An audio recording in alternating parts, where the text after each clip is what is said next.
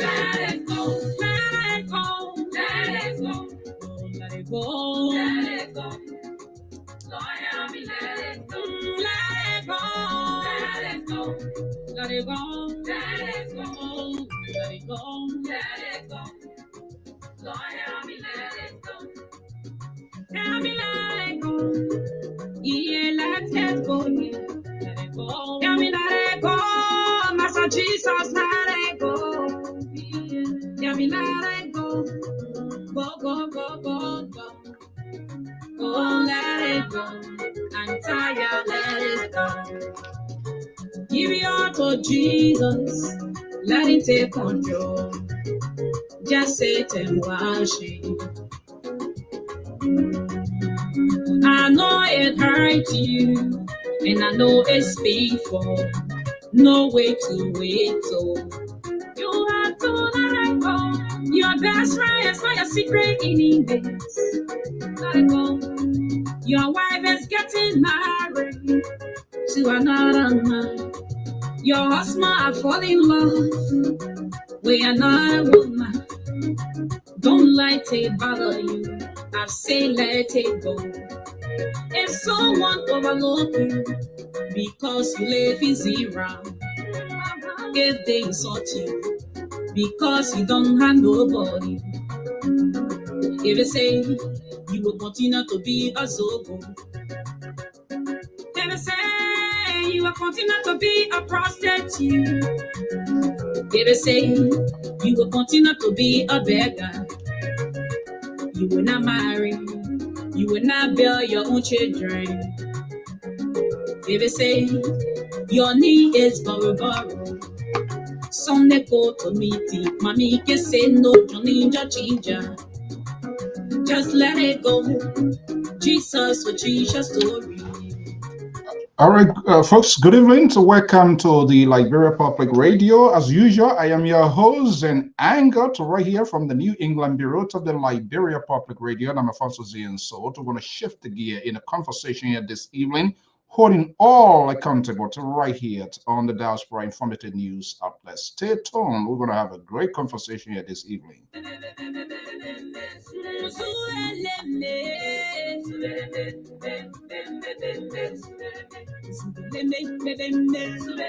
And as the name of Princess Jemima Walker, voice fading away right here. The marathon is on for the highest office of the land. That's the Republic of Liberia. There are folks coming forward to pledge their political will or support or solidarity in whatever way context you will define for yourself.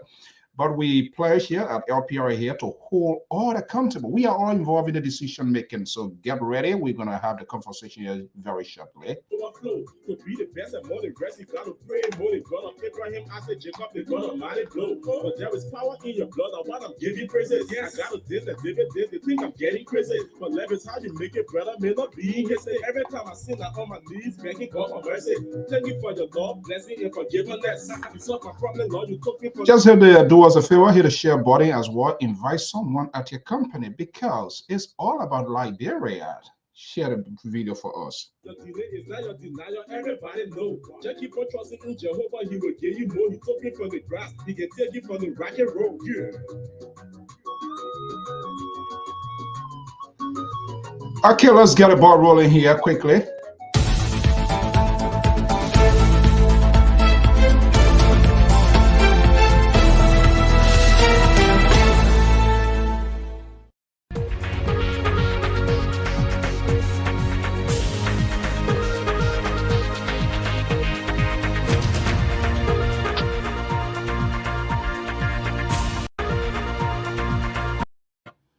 Good evening. I'm Alfonso Zian of the Liberia Public Radio and Lpr-Tv. We want to welcome our viewers and listeners across the globe here, USA, and in part of the world. So Liberia, that's where most of our followers and all over the globe. We say good evening and welcome. This is the building that you are seeing, but behind me here, that's the official presidential residence. And no doubt, it seems that this comes 2023 to 2017 is a joke. The fee potentially could be crowded and exceed what we saw 2017.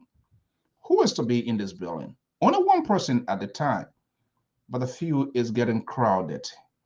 And we're going to see a big political device, twist, bizarre ones that you have never seen in the history of the political conversations in Liberia. And so people, Liberians, home and away, have the right to express and speak their minds. However, including me, because those people also lead in the quest of making major political decisions in Liberia, and they must all be held accountable. Why? I do not want to be told tomorrow, knowing what I know now. So let us know what they know now and tell us exactly what they represent and what they intend to do, for which they are coming out in droves to give their political will to individuals, which of course they have the right to do it. Friends of Gongloe, friends of Kume, friends of Boycott, and all over the place. Are they a super PAC or what it is? How can we distinguish between this group and the political party itself?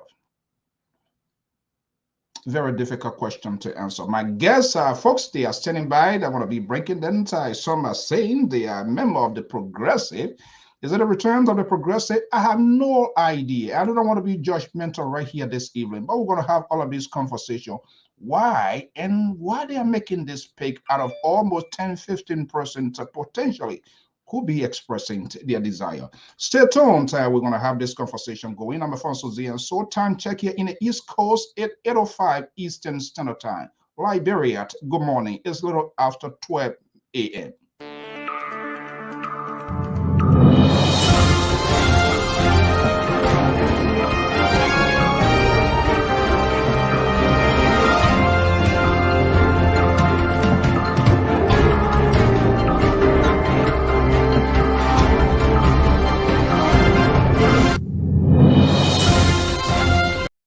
Okay, here we go. To want to welcome our viewers and listeners. I'm going to be bringing our guests.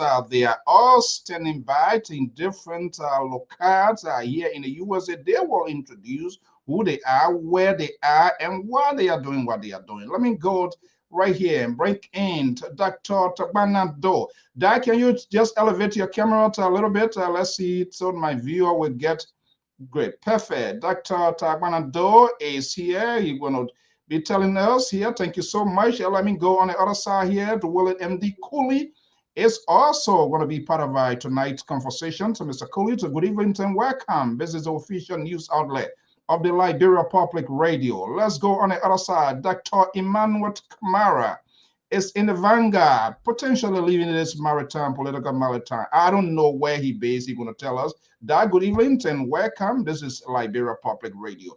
Okay, let's get the ball rolling. So let me bring them here. Time is gradually. So yeah.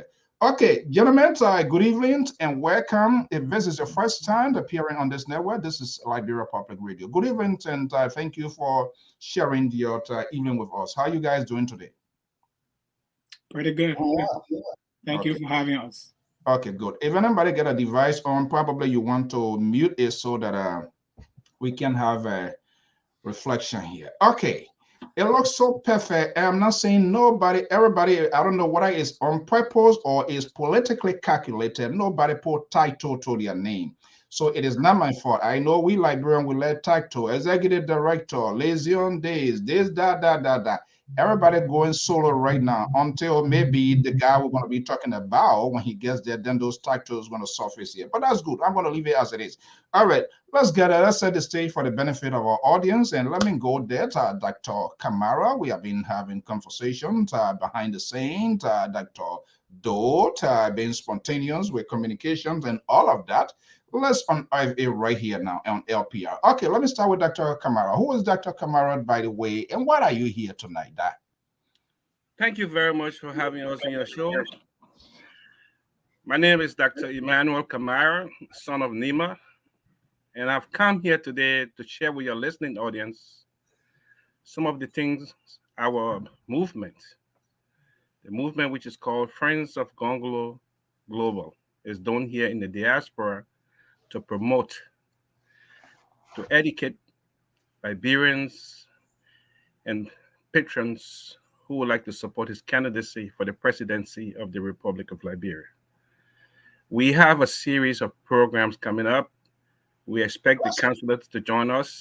Don't These let are the some of the cat out of things the bag. We're we going to would come like to all to. of that. These are some of the things that we hope you will allow us to share with your listening audience here tonight. Thank you very much. Absolutely. Don't get ahead of the shadow. We're going to get to that. But I would want to know, and my audience want to know, why you coming at this time. So let me go to Dr. Bernardo. Dad, good evening and welcome.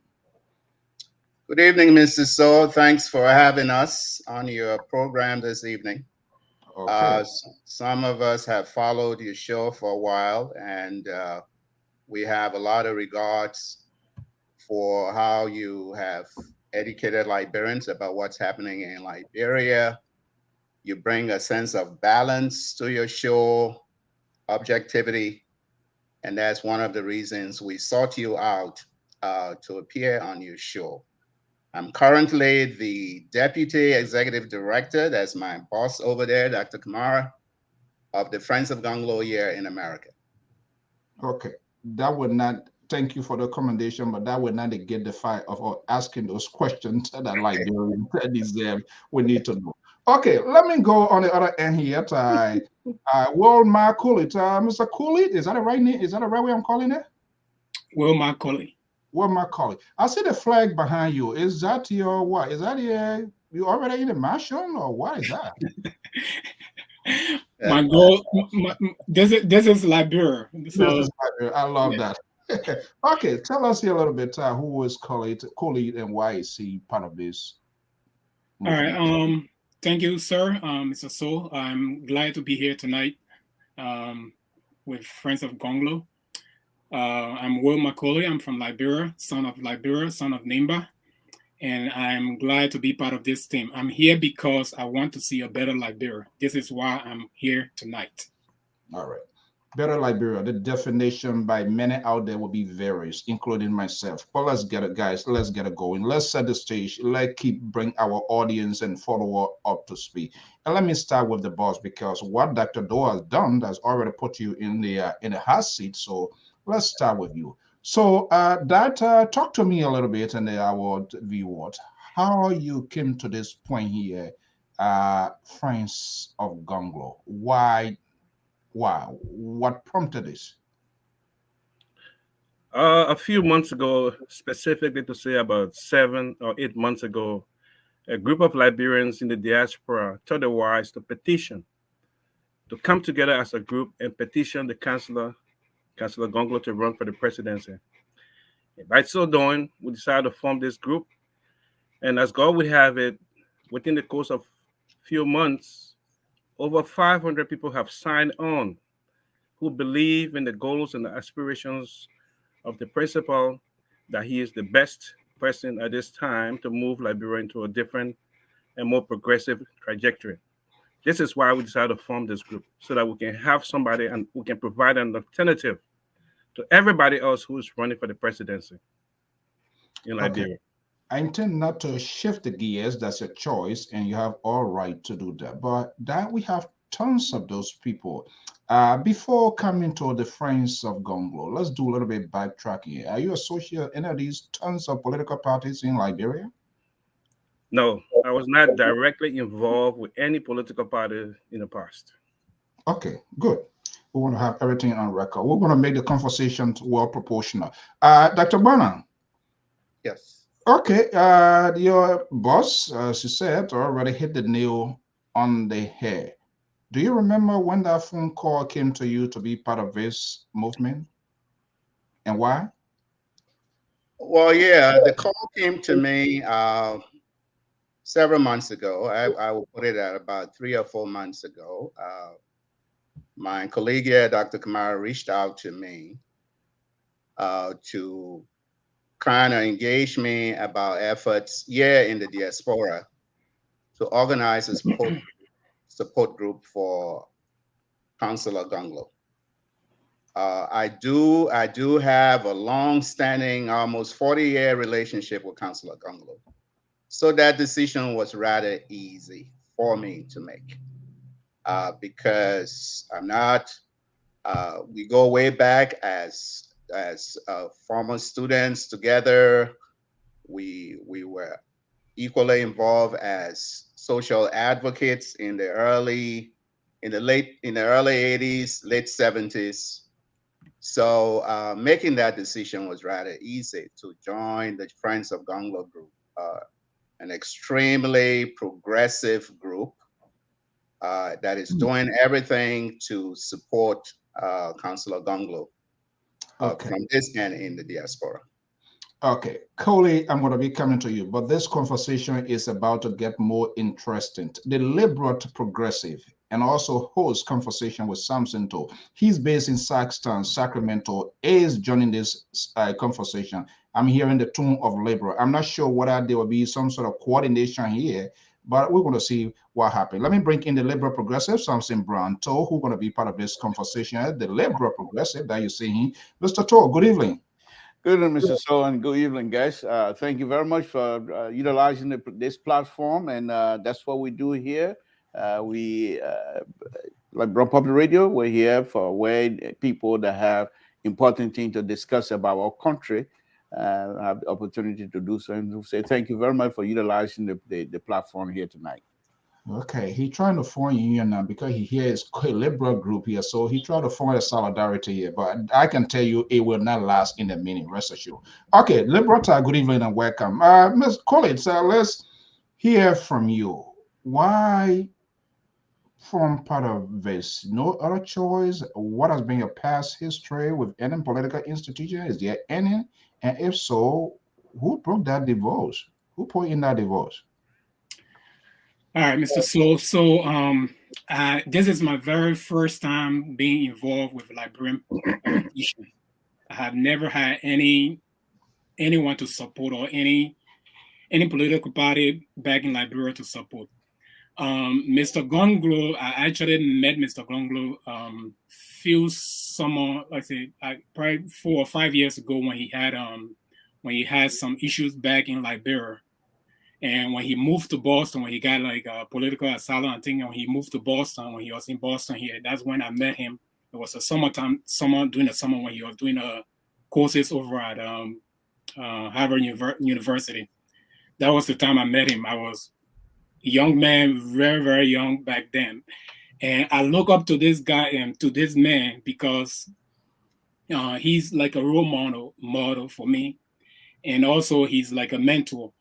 So his track record and everything I read about him, I heard about him, he's pretty much the person that I think that I would like for Liberia to be tomorrow.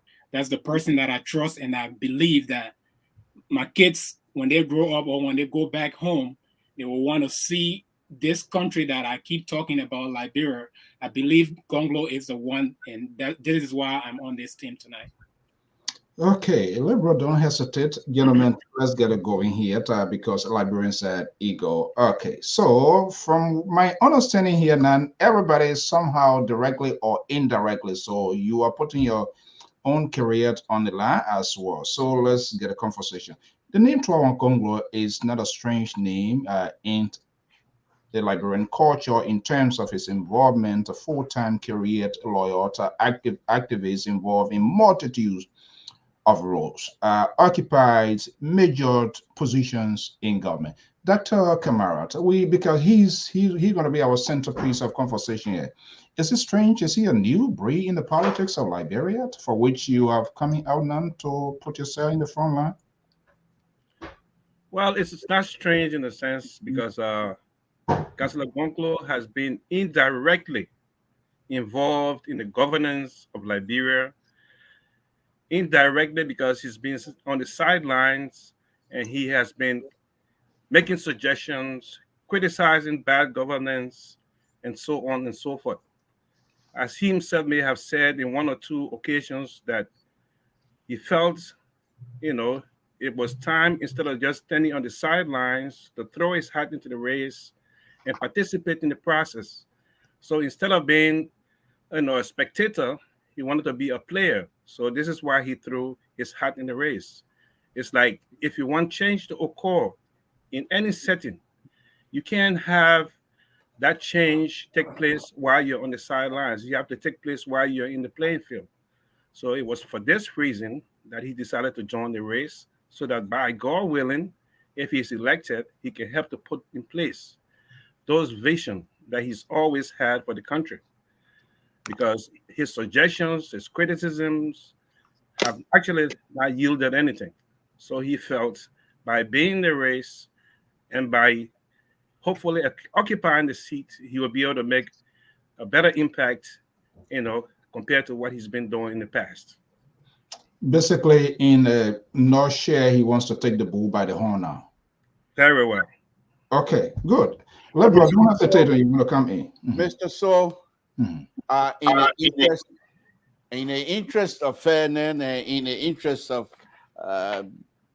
openness, let's put it this way, I am also a sympathizer. Let's put it this way, I am not full-fledged supporters, but I am a sympathizer on more Councillor Gongloe. Let me just How say. many places you alone going to be?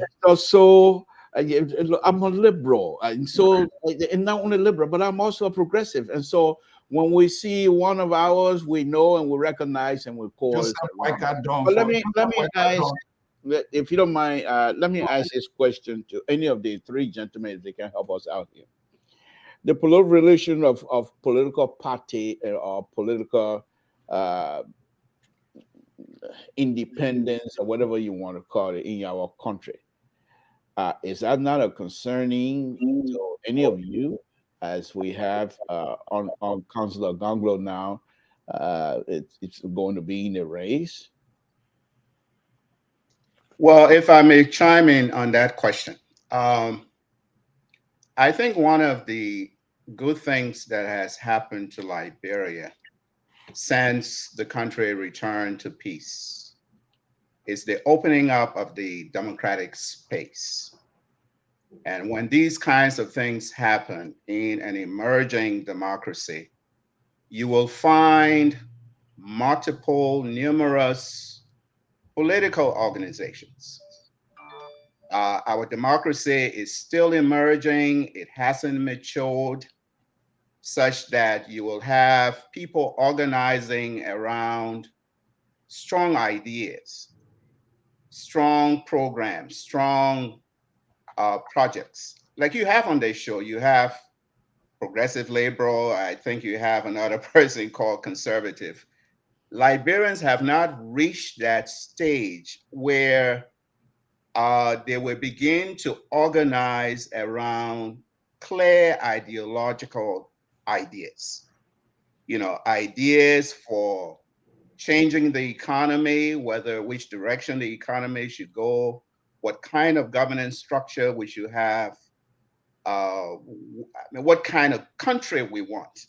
Like we're right here in the United States, we hear of liberals, we hear of moderates, we hear of conservatives, Republicans, and what have you. So I think with time, as our democracy matures, you will begin to see all of these parties perhaps grouping around ideas, because politics is all about ideas.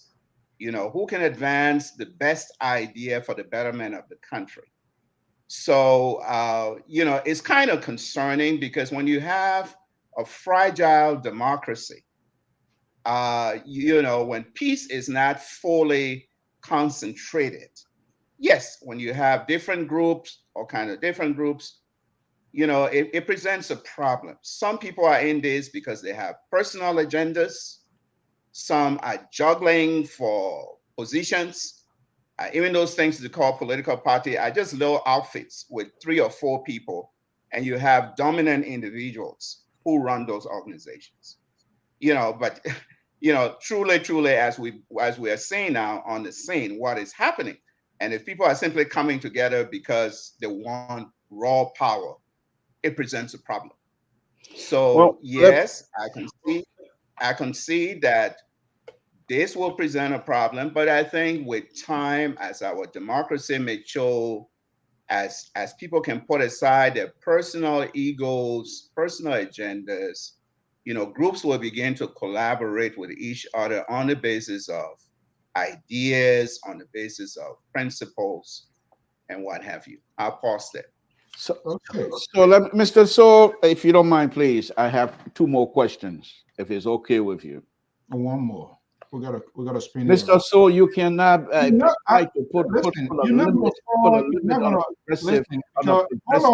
question. Yeah, hold on. You're progressive. Somebody already asking Joseph Boycott done. You now, or you already finished? Mr. So, will you please let a liberal see if he can have some serious question? So thank you very much. I also been having some series of a discussion with some of the supporters, strong supporters of Honorable Councillor Gongloe. So this is not something that is in hidden. Let's put it that way.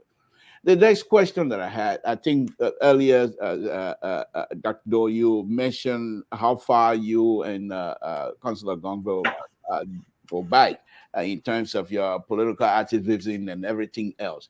Then the question that I have that comes to mind would be, must Councillor Gongloe be at the top of the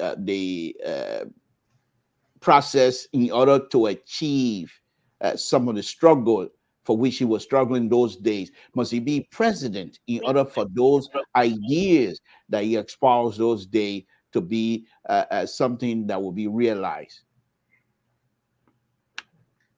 Well, I think in many of his interviews and speeches, Councillor Gongloe has made it clear that, and like you heard from Dr. Kamara, that he's coming to this. You know, it took him quite a long time to really plunge himself into this race, because as much as he has the record for service to that country, Councillor Gongloe has not been one of those who simply have been interested in power for power's sake. You know, he's had broad consultations across the country, consulting all kinds of people. And then eventually on December the 4th, I think of last year, Dr. Kamara helped me out. He decided to finally accept a petition to put himself in the race as a presidential aspirant. So, you know, he's not running to be vice president. I mean, this man has sufficient track record to lead. You know, there's a lot of talk, oh, he should be vice president today, he should be vice president to that. You know, all that, these are stages in politics. When it comes to that stage, those kinds of decisions will be made. But I'll stop there. I'm sure. you're scaring me out here. But let's take it across the idea out here. Our colleague is a participant. Yeah. He's not going to be a spectator here. So yeah, we are here. This is what we are hearing. Talk to me here. The length of conversation in the past you have with Councillor Gongloe, for which you are getting in the vanguard. The politics of Liberia today is different. Depending on who you talk to, the definitions will be in millions. I see it as exhibition, competition, popularity. I'm not sure the substantive part of these people who want to be, people are not giving them the chance to have this sort of conversation. What prompted you? What was the conversation you remembered you really had with Councillor Gongloe, for which, as a young person, will be in this fight as well? All right, so mainly his track records. Those are things that I reflect on when I think about Gongloe. I grew up here as a young boy, and when I was going to college, it was Gongloe. He talked to me and how he relate to youth and how he relate to young people. I am in a position that I am today because of people like him. So I look up to him. And if we want Liberia to be the best country, I believe Tiawan is the person that we can look up to, because we look at women's rights. Tiawan is the answer to that. I believe he's the answer. If you look at all the ritualistic killings and all these bad stuff that goes on in Liberia, Mr. Gongloe is the answer. If you look, like for example, I call him my Paul Kagame because I follow Rwanda. If you look at how Mr. Kagame took that country out of war and see what is going on there now, and look at Liberia, we came out of war and we are still in this kind of position. I don't see anyone that has the medicine or that can cure Liberia cancer or whatever Liberia has. I believe in Gongloe. This is why I'm on the team. Okay, so Thank you very much. Can I step in there, Mr. So, and thank you, Mr. Sampson Toll. I like the liberal wing questions that you've been asking. You know, I think I appreciate having you on this show. You know, but I want to speak to the questions you asked earlier, and Dr. Doe did a very good job answering. Your first question had to do with the proliferation of candidates for the presidency in Liberia. It's of concern to us, but it's also something we really don't have any control over. As you know, people have the freedom to throw their hats into the race, but as you know, there will come a time where we'll have to separate the boys from the men's, and then it will be at that time that we know our candidate will be in a position, to better align himself with whoever we think actually match the same characteristics of his character. So that conversation, as we always said in every public forum, that conversation is on the table. We know down the line there will be conversations on mergers and collaborations, as Dr. Doso correctly said, and at that point we'll be open for anyone who would like to have a dialogue with us, our team, and so on and so forth, so sit down on the table and have that conversation. But as you know, nobody runs for the presidency. Nobody runs to become number two. The chancellor is not running to be number two. He is running for the number one position. He wants the presidency. Why? Because he thinks, like Mr. Suo said, he wants to hold the bull by the hand, by the head, or the horn, so that at least he can be able to promote and take this country in the right direction instead of being on the sideline. Notwithstanding, as he's always said, he is not in this for himself.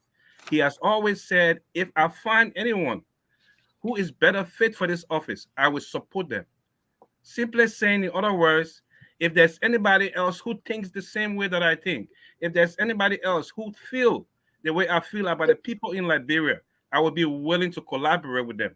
So in as much as there will be a lot of people in the race, but down the road, there where we come in. Friends of Gongloe, our position here is to make Councillor Gongloe a viable candidate. We want him to make enough noise. We want to provide the mechanism, the funding that he needs, because people always say, oh, this guy is a good candidate. The councillor is the right person for the presidency, but he doesn't have the funds. That's where we come in. We are here. We've organized ourselves. We're going to raise the funds that he needs so that he can make enough noise in the Liberian environment, so that he can show his relevancy, so that he is seen, heard in all places in Liberia, so that when the right time comes, we can have those conversations. Okay, so let me come in here because question, Mr. Toll. Okay, it seems to be there's going to be a rough night for me because Samson Toll has managed to successfully penetrate this conversation here, bring his liberal idea, and Dr. Kamara is already embracing it here. So help me God, I alone can fight this battle here. Okay, so what I'm hearing from both of you guys, gentlemen, if you will to call you, he's not running to be number two. He wants to be the head. That seems to be the soundbite of Alexander Benedict Cummings, for which he's been beaten. And that's the same context he's going. So, what is going on behind the scene here with this whole thing is not willing to be number two? And I want to ask this other question here. What would be this? What is the role of this Friends of Gongloe Global? Is it a super PAC? Is it another political wing of the candidacy of Councillor Gongloe for 2023? And after that, what becomes of the Friends? Because we're going to have the political wing, We're going to have the friends at the end of the day. Dr. Kamara, Dr. Doe, Cooley. That's a very good question. You have we call in. That's a very good question, Mr. So. We are not a political party. Okay. Councillor Gongloe has said he will be running on a LPP ticket. Eventually, we expect them to go to convention, and he has already said also that there might be other candidates that will be vying for the standard bearership of that party. And he said, if I should emerge as the standard bearer, I will expect everybody else who's running to support me. And if anybody else submerged, as the candidate, I will support them. So we are not a political party. We are organized as a 501c4 organization here in the diaspora. And as a 501c4 organization, we can raise money, 50% for political activities and 50% for social activities.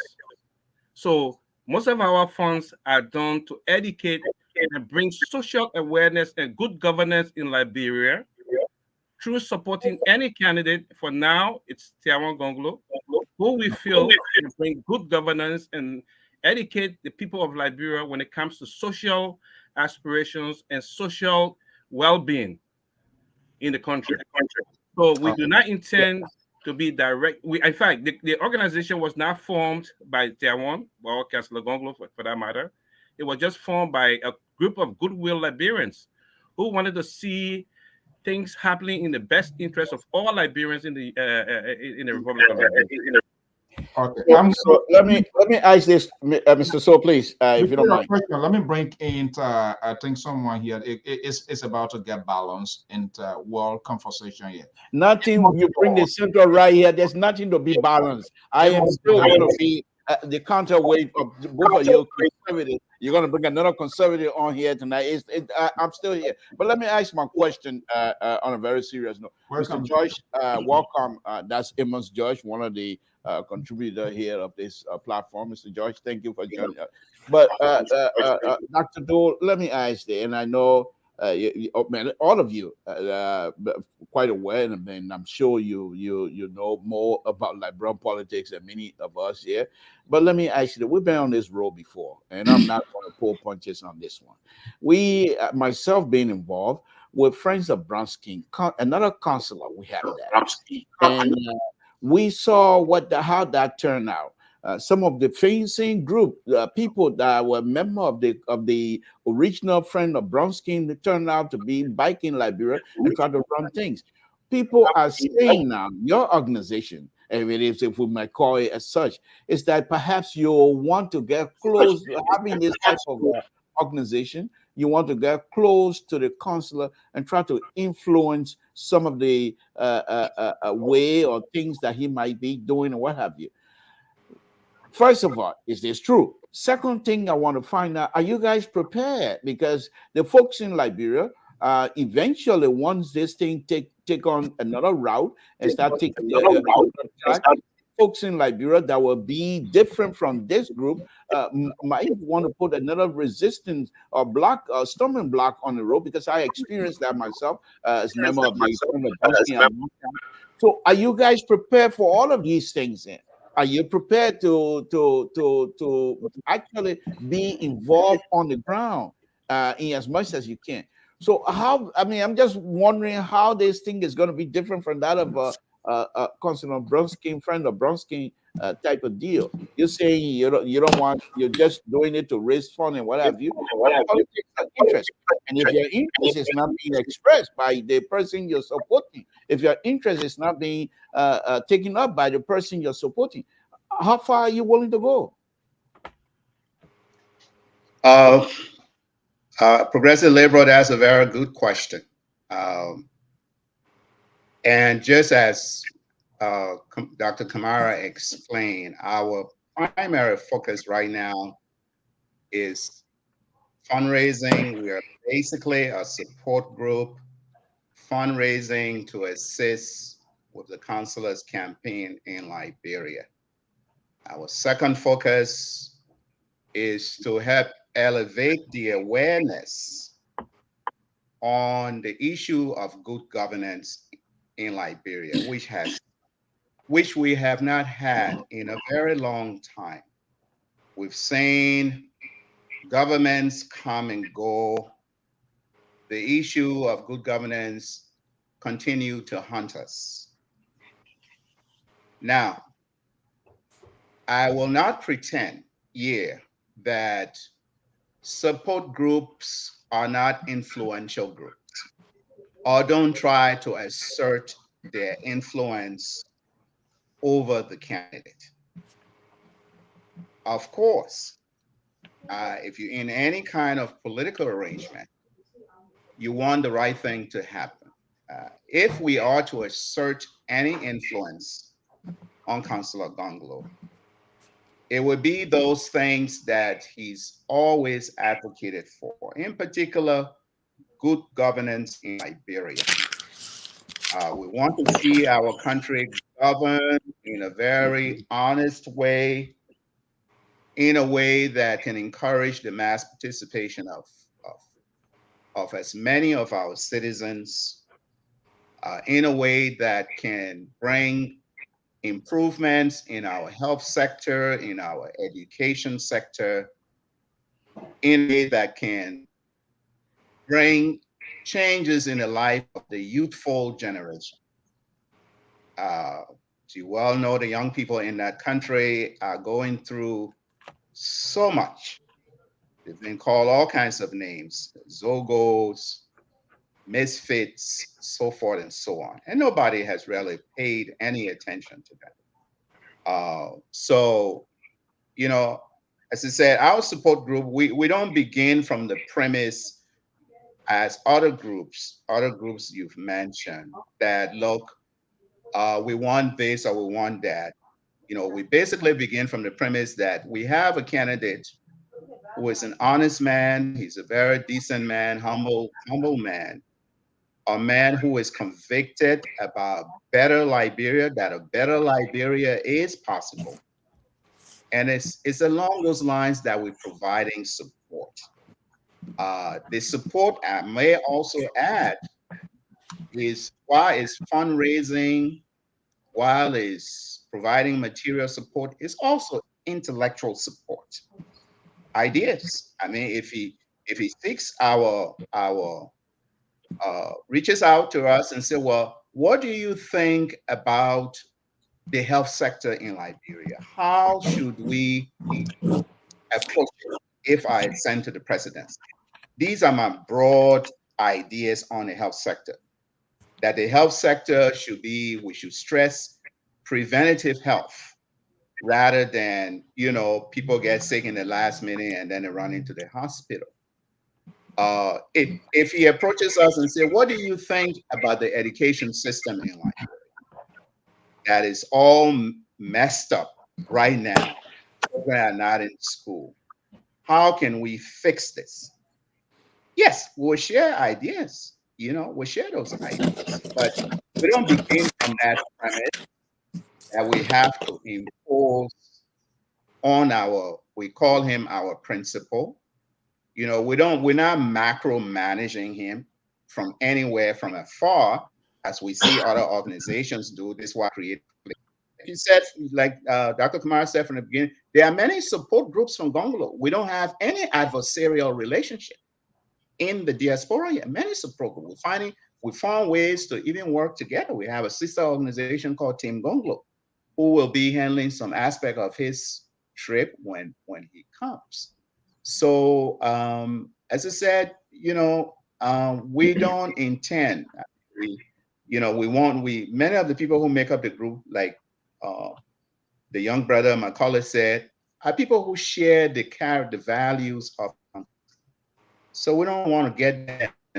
It doesn't mean we won't have differences, you know, on ideas, on approaches, but you know, our goal really right now is to support the councillor any kind of way to ensure that he ascends to the presidency and to fight for those ideas that he has talked about. Okay, Mr. George. Mr. So, please, if I may add, Mr. To asks a very good question based on his experience. Yes, usually in a setting like this, there's a possibility to have conflict with organizations that are on the ground, for instance, in Liberia. And we do have organizations on the ground that are actually, we consider them to be the primary group. So we work in collaboration with them. Most of the time, as I said, we are primarily organized to raise funds to promote the counselor towards achieving his goals and objectives. But we work directly with this group that is on the ground. We do make suggestions, as Dr. Doe so correctly alluded to. We make suggestions and so on and so forth. But our primary responsibility, and we don't try to tell them what to do, and they don't tell us what to do. They just ask us, and we make suggestions to them. So there will be, we don't even see any conflict in the way we operate. We all know our corners, we stay in our corners, but we work together as a team. We make suggestions, and things are working, very, very well right now, because they know we are not trying to micromanage them, and we just want to, support their activities, because we feel they are on the ground and they know what's best when it comes to running a campaign for the candidate, for the principal. Okay, Coley, you want to come here? And Pa Joyce, don't hesitate, just in case. Coley. Yes, sir. Is there anything you want to add to what your colleagues are saying? Yeah, I mean, so what Dr. Kamara just stated, because I've been on most of the conference call with some of the team in Liberia, and when they have projects or other things that they want to work on, they bring that up to the meeting, and then we all, talk about it and give ideas, on what it can do. So our goal here is to work as work together in supporting Councilor Gongloe. Okay. So Dr. Kamara and Dr. Doe, any of you guys can call in here. I don't know. Whatever I put my resources, especially financial resources, I want to make sure it goes into the right hand. And part of the problem that we have been having from time to time, organizations in the diaspora and Liberia, we poke in the eyes of the government, and transparency is less considered within here, people here in the USA.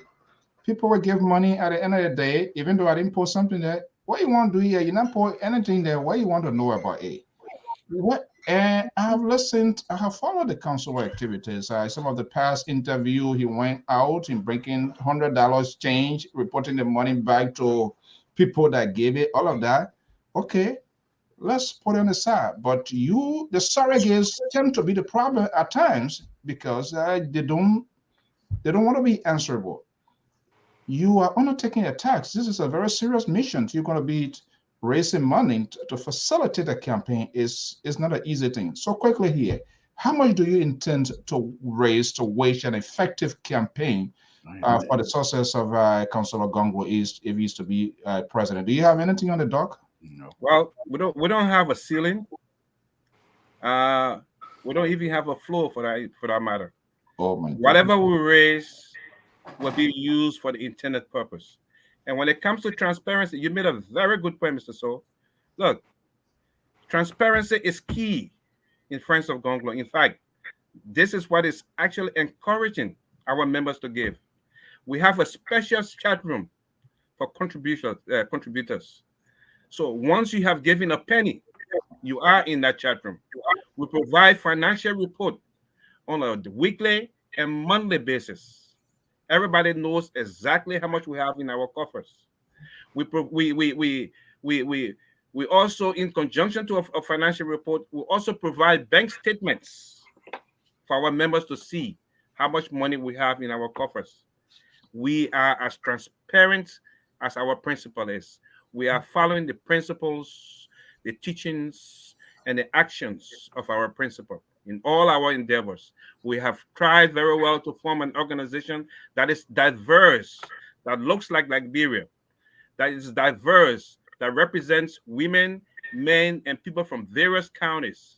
So we are doing exactly what our principal is teaching, is preaching, and is practicing.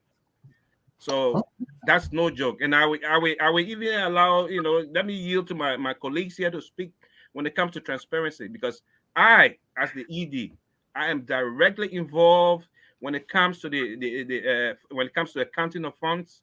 I am on a daily basis. I'm getting in touch with the treasurer, and we are posting these contributions so that every member knows exactly how much comes in on a daily, weekly, and monthly basis. This is a national cause. And what happens? I'm not a member of the Friends of Gongloe. Access denied, correct? No, access granted. So let me ask a ridiculous question before Lord. Mr. George come in here, and I don't mind doing it, Mr. So please, this is the liberal on the floor. Let me ask this ridiculous question, and I know you guys most likely will not be gravitating towards Councilor Gongloe if he doesn't have those character traits that you just enumerated here. Do you think because of those character traits that you just put out here, honesty, and everything else that is so good about Councilor Gongloe, do you consider that an asset, or is it, in a Liberian sense, is it a liability? Well, like that, though, if you want to come in, I can take the lead, and you can always go ahead. I'll defer to that.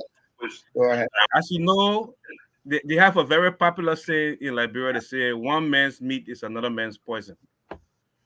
There are people who like Councilor Gongloe because, and by the way, he's not a saint. There are people who love Councilor Gongloe because, you know, of his of his fairness, of how straight he is, because he is corruption free. But there are also people in Liberia who do not like that idea.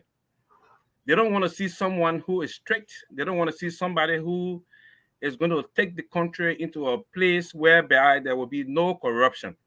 There are people who dislike that idea. As you know, there are people, you know, they say people out there in the DC corner that are saying, oh, if Councilor Gongloe becomes president, we will not be able to eat, and so on and so forth. So to them, they might not like Councilor Gongloe. But think about it, as a Liberian, how governments in the past have been run, you know, from day one, taking money from the poor and putting it in few people's pocket.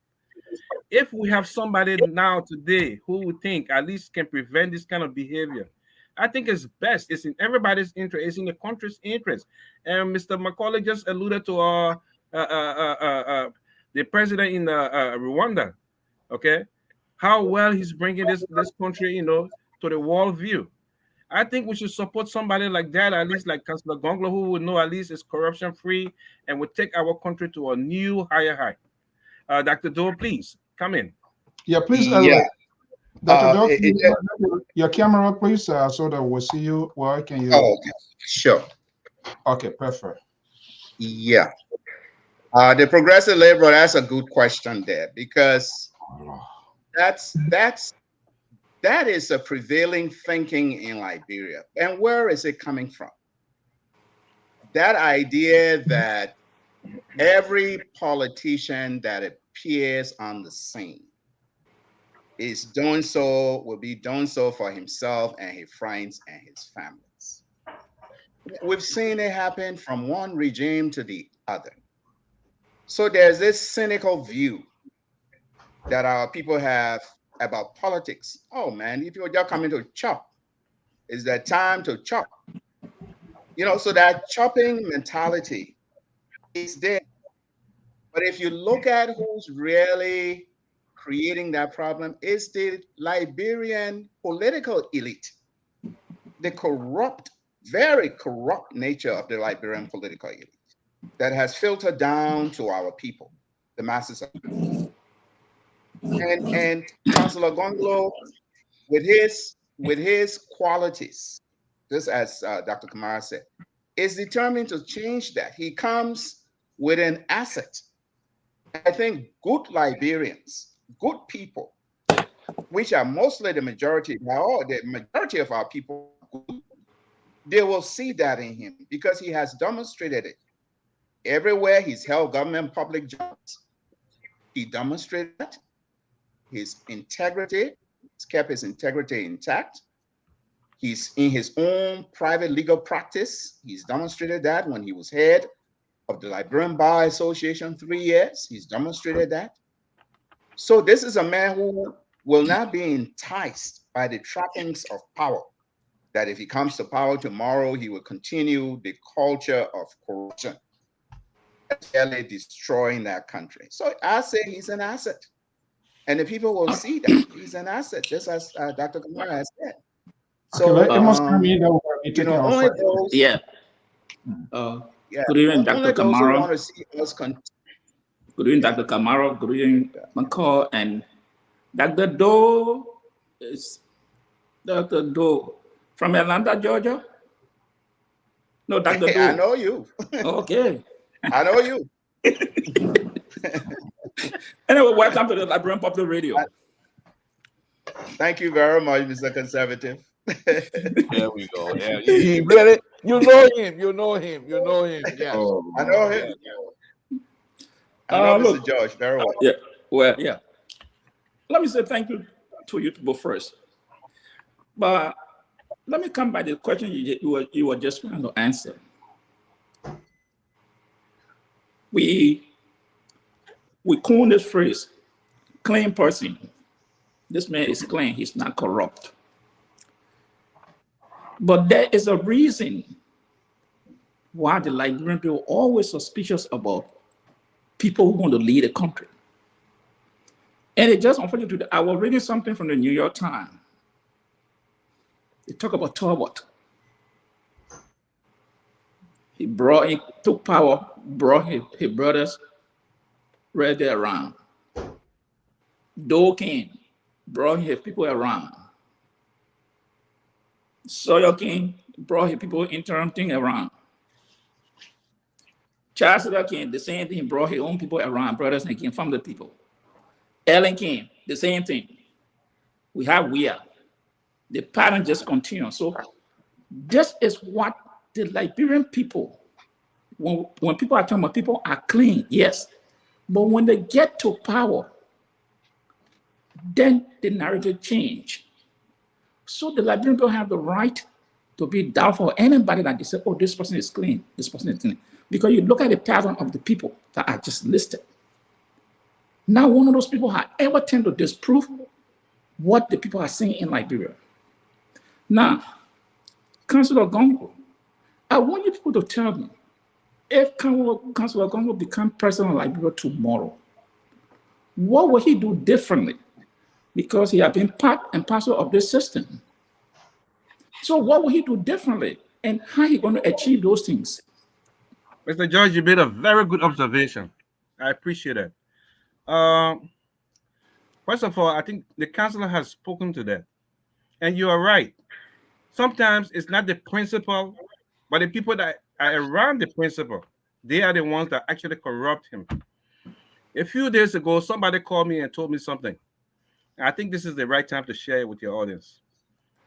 The gentleman said to me, you know, the Councillor Gongloe, you get people supporting right now. If he should succeed tomorrow, and some of you had the privilege of serving in his government, if you stepped out of line, he will chastise you. That answers your question. He will chastise you. He will discipline you. And he has said in more than one occasion that from day one, people serving in his government will have to declare their assets. And on an occasional basis or periodic basis, they will have to explain to the Liberian people assets they may have accumulated while they are in office, and so on and so forth. And he always say this joke: a fish sometimes gets rotten from the head. So if he is there as the head, and he is not rotten, as he always says, the people around here will not get rotten. You made a very good observation. I don't care. Most of these people that come to power, all the presidents, the previous presidents you just listed, most of them are good people. But it's the people that they have around them. They are the ones that corrupt them. Sometimes they encourage them to raid elections so they can stay in power and steal. Some of the presidents even come with the intention of serving one term, but their associates wants to stay in power and continue to steal. But I can tell you this also. I have looked within our team, and Dr. Doe spoke to that earlier. Most of us are not in this for jobs, believe you me or not. Most of us are just there because we want to see the right person in place in Liberia. Okay? Most of us are not even there for jobs. Some of us have good jobs in the diaspora. Dr. Kamara, Dr. Yes, sir. Kamara, I Yes, hate to interrupt. This thing we are not in it for a job. Look, let's turn this camera off here because the liberal now he's trying to steal the show. Okay, you have petitioned him. Do we have any other group at the end of the day that will petition you, Dr. Kamara, Dr. Doe, to Mike Cooley? Come here. This is your expertise you need to help your country. But let's take a quick commercial break. We'll be back and you will answer that question. This commercial is Friends of Alexander Benedict Kumi. It's a paid for commercial. We are opening back. So let's take a commercial break and then we can bring back our guests. I'm Alfonso Z, and so right here at the New England Bureau of the Liberia Public Radio. We'll be right back. Thank you.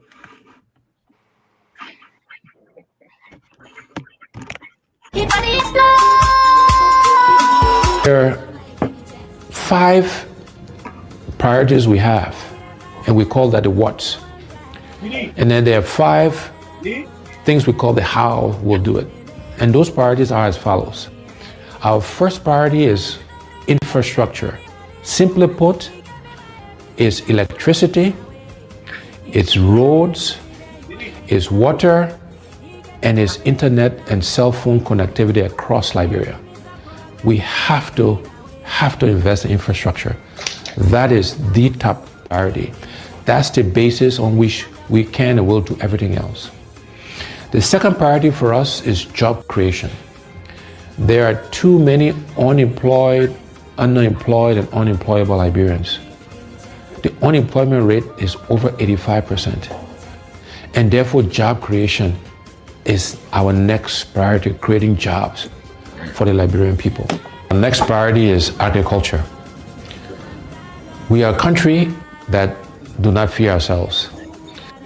These are things we can do for ourselves. We should be producing rice to feed ourselves. And my commitment is that by the end of my first term in office, we will be self-sufficient in rice production. And within education, we are focused on vocational training, teachers training, and adult education. But we have to educate our young people because, again, that's how we can help them create jobs.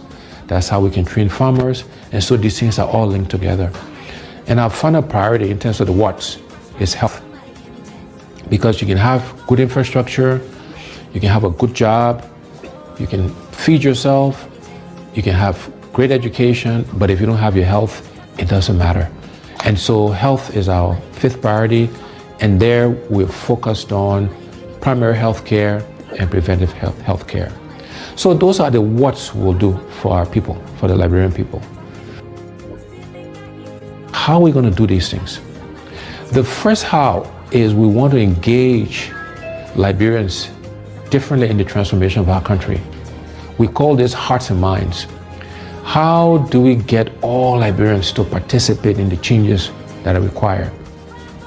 We're going to use arts and music and culture and reconciliation and religion. All of these things, we will be deliberate in using these things to engage us as a people in this transformation process. And so we're doing some work on how we can make those things happen. The next how is that we're going to find the money. We have to find the resources, the money, to do all of the what's I mentioned earlier. And the way we'll find the money is first, we'll go after waste in government. You know, we spend a lot of money on things that we don't need, or we pay too much for things that we do need.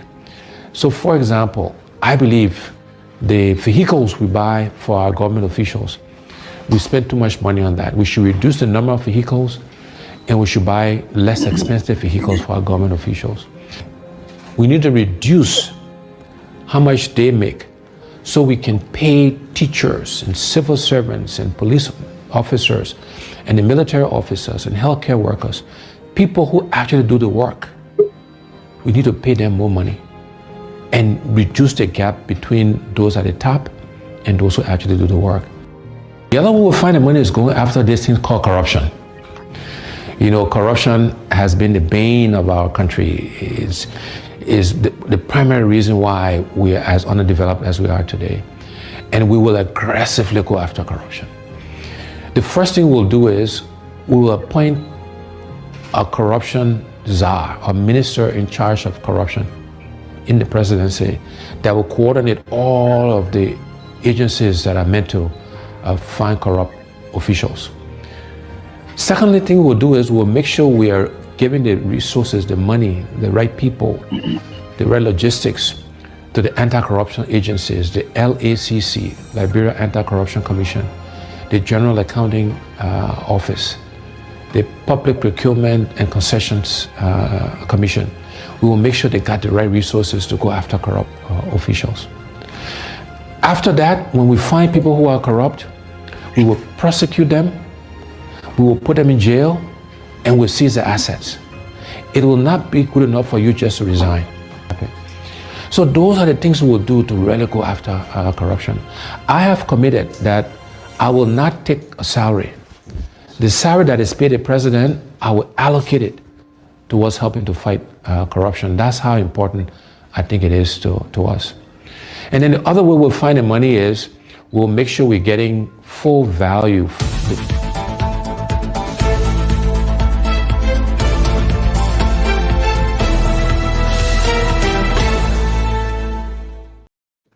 Okay, let's bring in our group. That's a special commercial there from the Friends of Alexander Benedict Cummings. Here, special pay for.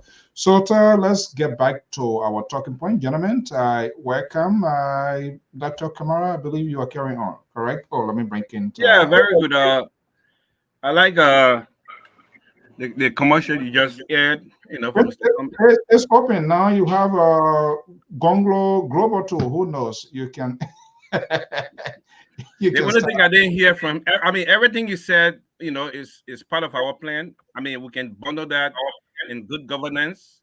What I didn't hear was rule of law, you know, and equal representation within the legal process. That's what I didn't hear from that commercial. Hopefully, you know, Mr. So, who is part of that team, can suggest that to them, because that's one real important thing that is lacking in Liberia when it comes to representation in the law, in the legal system. You know, the law is not fairly applied to Liberians.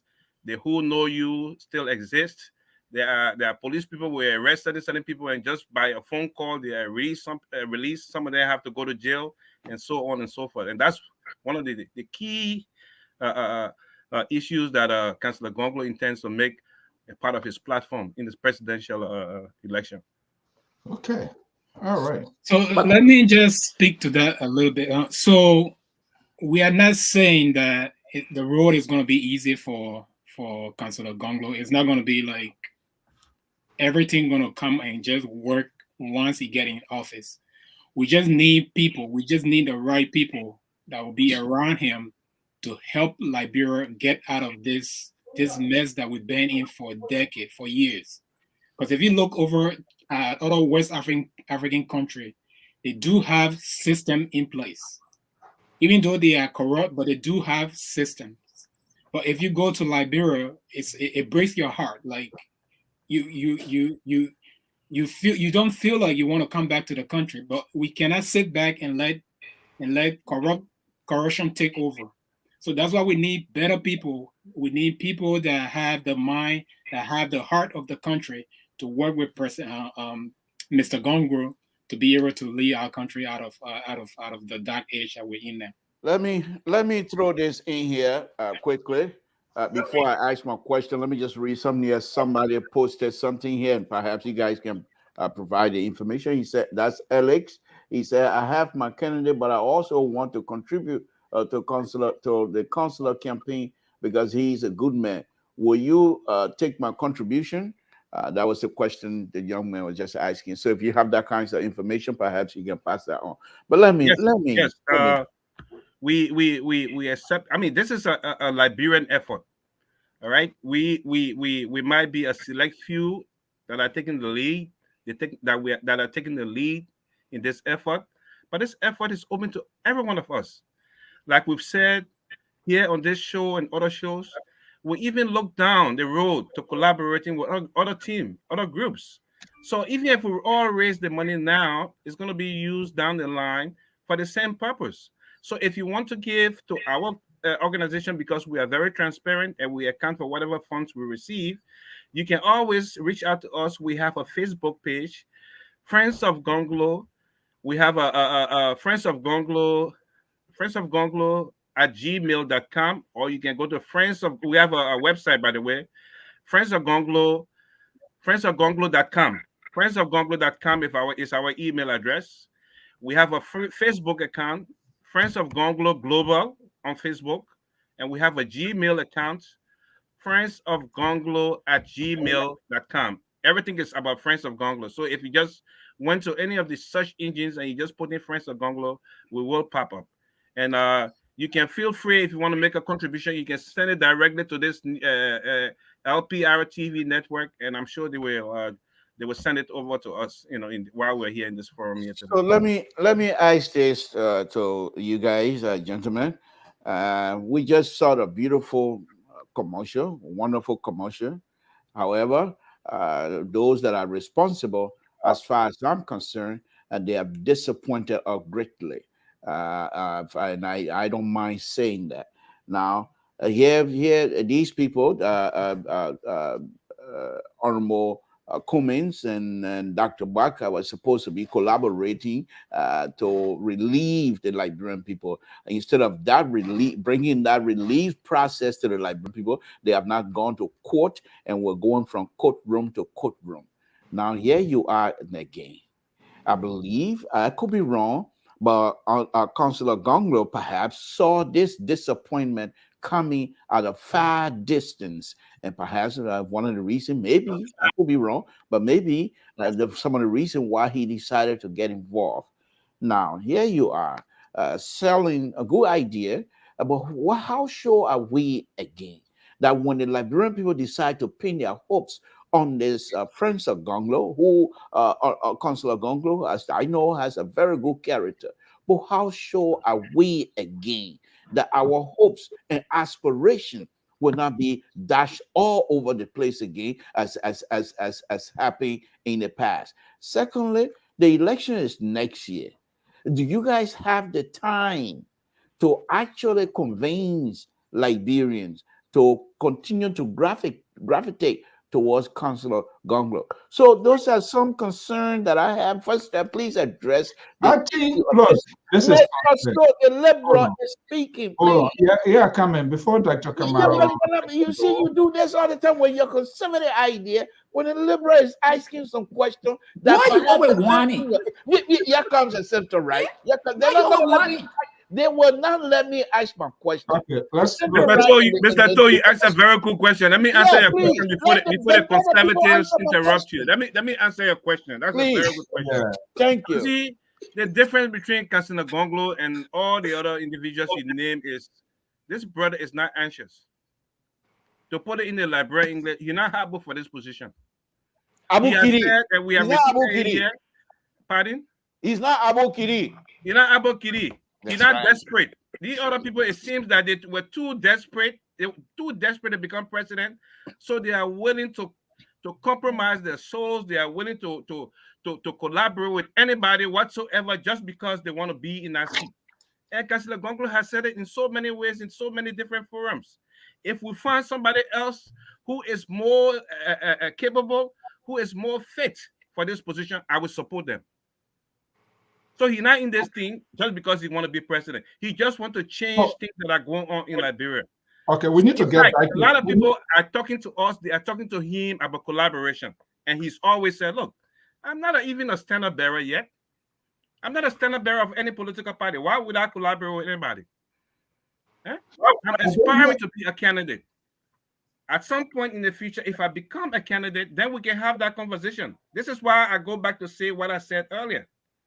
Our goal here in Friends of Gongloe is to put this brother in the position to make enough noise and become a viable candidate down the road so that if anybody wants to collaborate with him, they can come out and reach out to him and they will sit on the table and talk. But we are not anxious. He's not anxious to collaborate with anybody. He's not desperate for this position. He just wants to see the right thing happen to the country. But it's not off the table as to whether he's going to collaborate. It's not off the table. It is not off the table. That conversation he himself has said on so many times, on so many occasions, that conversation will be held at the right time in the future. If and when he becomes a candidate, and if he also said it in another way. He said usually collaboration comes after maybe the first round. Let's say you have 50 people vying for this position. After the first round, the number of candidates will dwindle down maybe to like 5, 6, 7, 8, or 10. That's when people should actually collaborate. Let me get a quick pick here so we come back. I think there's going to be an ongoing conversation. This is the kind of conversation I like. We should have the concern, not liberal Samson To, who is in 5 places at the same time with Joseph Boyka. He now come to Gongloe, so I don't know the fate of Joseph Boyka. He's completed there. Samson To already out of here. But let's come to the. I know it must sound a little bit ridiculous. Is he a clean guy, Councilor Gongloe? Of course. Well, we say he's not a saint. Let me yield a little bit for Dr. Do to come in. Dr. Do. No, push your camera a little bit. Sorry, I didn't get that question. Whether he's a saint? Is he a clean guy? I'm asking because I'm just out of curiosity. I'm asking whether he's a clean guy. Yeah. You can look at Councilor Gongloe's track record. No, let's take you and I having the conversation now. Let me take you off your word. You know him better than I do for decades in your own words. Yeah. I just want to know. He's a clean-cut man. He's just a decent, good human being. A very humble, gregarious, decent young man. I think his parents did a very, very good job with him in raising him. He comes from a family with sisters and brothers, some of whom I've met. Of course, you know one of the sisters, the well-known Ide Gongloe, where you know her. This is just, in religious terms, people say somebody just dropped from the sky. And he comes with that very unique quality. He's not a saint. Like human being, he has some little flaws. But when it comes to the issue of honesty, you put $10 here, that man will come, he will see that $10 right there. You go pass it or take it and try to find that person. He's not a conflict-driven person. The nature of his conflict is advocacy. He sees wrong, he speaks out on that wrong. He won't sit down with a hand tied to the ground. He's going to talk about it, as he has shown over the last 30 years. He's an advocate, a human rights advocate. He's even put his own life on the line. Mr. Tiller tried to kill this man. They tried to kill him, but by God's grace, thank God, he survived. Okay. He survived. All right. So this is the kind of character. This is the kind of character we're talking about. Decent, humble. Very broad-minded. Gregarious. That's the kind of human being. He's just a good human being. Liberia needs good human being. Okay, Mr. Jerry, go ahead. So let me take you go back. We see all the proliferation of political parties in Liberia. And I follow Councilor Gongloe religiously. And many of his press conferences, he had mentioned this, that he won't work with anybody that is tainted. And knowing Liberian politics, elections, no one political party has ever been able to win 50+1 vote upright. And most of the players in our political arena today got some kind of baggage behind them. So how are you going to navigate this system in Liberia? Can I come in? Any of you? Well, right. So for me, go ahead. For me, when I spoke to Councilor Gongloe, and from whatever I see he's not really out there for the numbers right now. He's trying to show himself to the Liberian people, the kind of person he is. So I think if you got baggage on you that he think gonna mess up his record. No. That I'm not saying him. I'm saying all the political players in Liberia, different parties. Yes. Most of the leader got some excess baggage they carry. That is corruption and this and that. And Councillor Gongloe has repeatedly said he will not align himself with anybody that got some form of deviant or some character to work along with. And I'm saying all our elections, no political party has ever come up ready to win that 50+1 vote. And if he's seeing this, how is he going to navigate at the election? And if he cannot get 50+1 vote, and he's saying that he will not work with anybody that has some tinted character. Mr. Judge, you asked a very good question. Let me take the lead, Mr. Macaulay. It's true. Almost everybody, most, I should say most, not everybody. Yeah, most, that's what I said, most. Yeah, most of the people that are probably running, some of them have some sort of a baggage. But as you will know, Mr. Judge, some people will have more baggages than others. Some carry 100 pounds. Some people got 1,000 pound baggage. Some people will get 5% baggage. And we will also be looking at not only the amount of baggages they carry, but the quality of the baggages they carry. You see what I mean? So if let's say the quality and the quantity. The quality and the quantity of the baggages. Those are the things that we're going to examine as we select somebody that we're going to pair with. And as we said, we don't necessarily, our counselor has said he doesn't necessarily have to be number one. He doesn't even necessarily have to be number two. But right now, we are running for number one. So down the road, if we find anybody that has less baggage, they have a lot of good people running. They may have few baggages. Some of them might be a little bit desperate. Some of them might be a little bit behind their time or past their time, you know. So I mean, if you don't mind, I might have to interject and interrupt a little bit, if you don't mind. As a liberal on this show, I am now shaking in my seat because they were speaking about a counselor, a lawyer. And most of the people that has been referred to by the center right have not yet been convicted or anything. So I believe that statement. I did not call anybody name. Messed up central right. I'm talking. Please, I didn't interrupt you.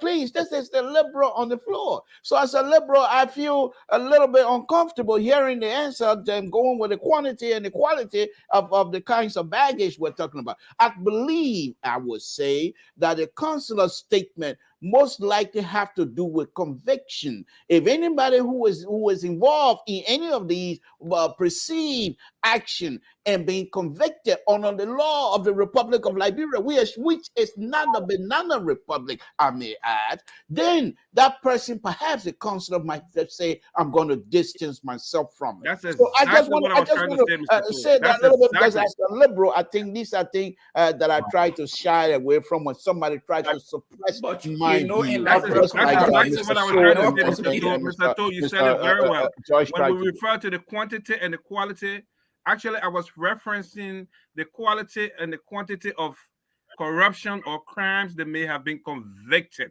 for, not alleged for. But Dr. Kamal, let me just inject this point. In Liberia, Dr. Doe knows it. Only the labor that doesn't know it. Mr. So knows it. Everybody knows it. Corruption cases are never prosecuted in Liberia. Anybody that they prosecute in Liberia for, that means that person has crossed the leadership of that country at that particular time. Let's get back to base here with respect to the fundraiser that come and talk to me. Just to respond to that, Mr. George, about corruption. In fact, in the councillor's 10-point agenda, he's come up with within that 10-point, he has come up with a 12-point prescription for combating corruption. And one of the first things he intends to do when God bless, he assumes the presidency, is to carry out a review of all of the audits. You remember regime past and present. They've done audits, just like you said. I'm just confirming what you're saying.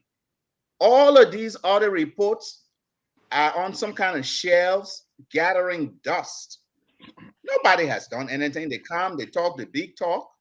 You know, with corruption, we do this, but the counselor intends to bring down all the report from the shelf, dust it up, review it, and if there are recommendations and things in there that call for prosecution, he will implement it. I mean, that is clearly written in his 10-point agenda. I just thought I'd throw that in there. Okay, let me come back here. Let's return to base here relative to our understanding that the council is going to be here. So let's make it a deal or no deal. Will this team be willing to unveil to bring Councilor Gongloe here, even though being reaching out with the folks in Liberia? We just got to get a little bit connected. Will each guy be willing to bring the councilor here so that we can hear directly from the house's mouth? Dr. Doug, can you speak to that, please? Yes. Yes, the councilor will most definitely come on the show, Mrs. So, and you, the Liberal, Progressive, and the Conservative. The Liberals, when I have a councilor, welcome. Mr. So, the councilor will be on my show before he comes on your show. There's no question. Whatever it is, you can have me. I'm going to have my. Okay, he will welcome coming on your show. And you know, I'm engaging you on this already. You know where we are on it. He will come on your. Okay, great.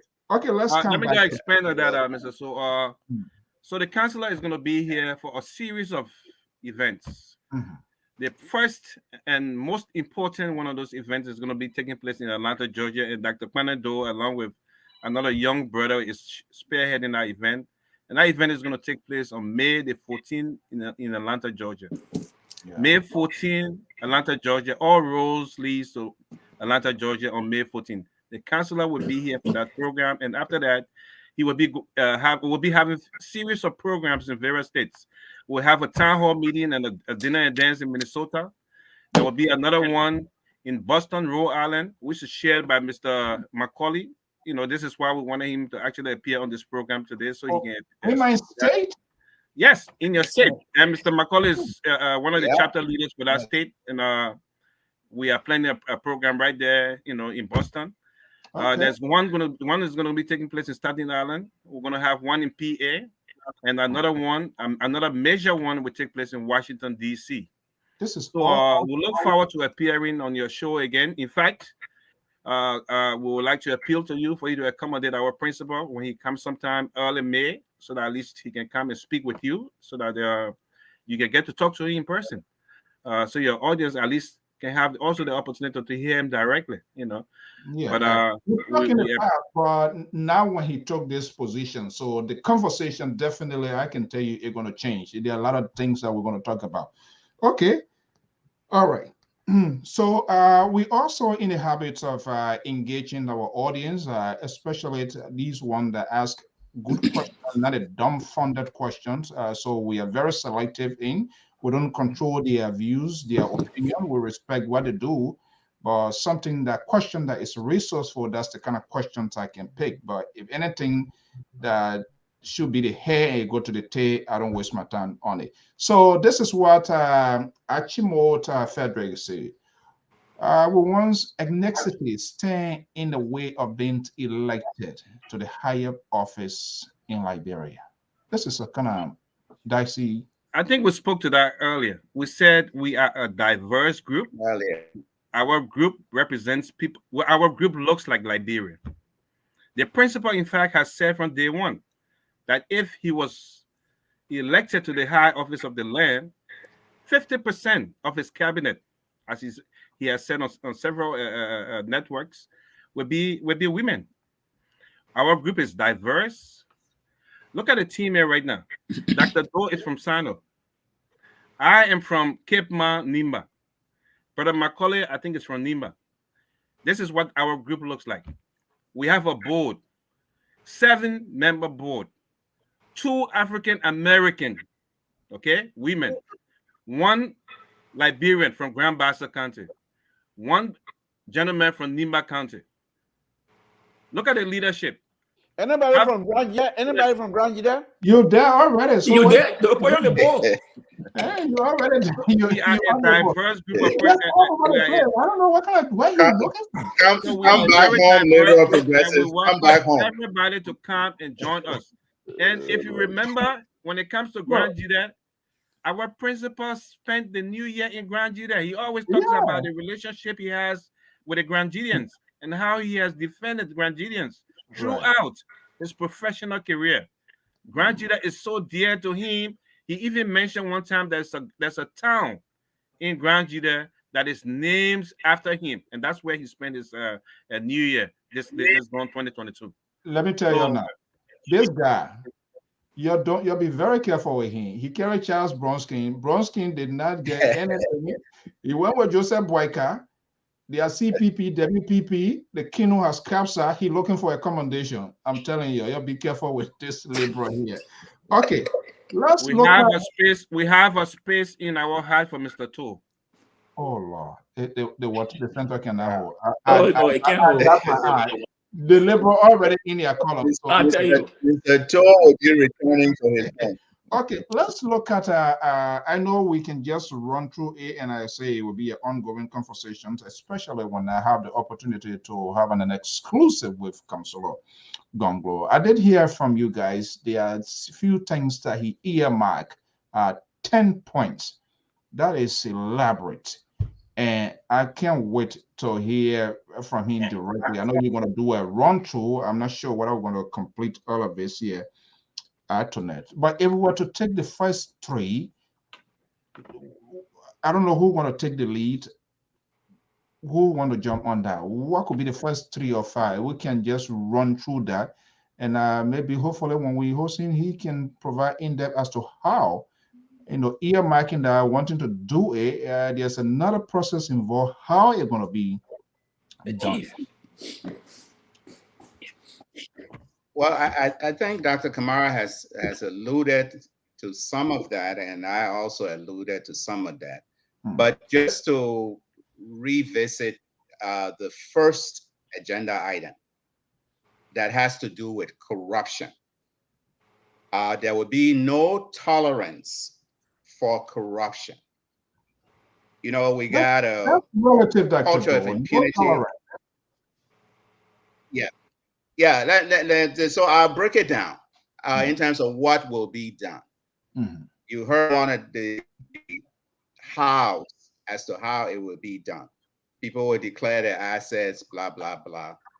But as a starter, the councillor will set up a commission that will review all of those audits we've had over the last 15 years. And I put it will come down from those shelves. It will be dusted off and reviewed by a solid team of professional people with the support of the GAC and other integrity institutions.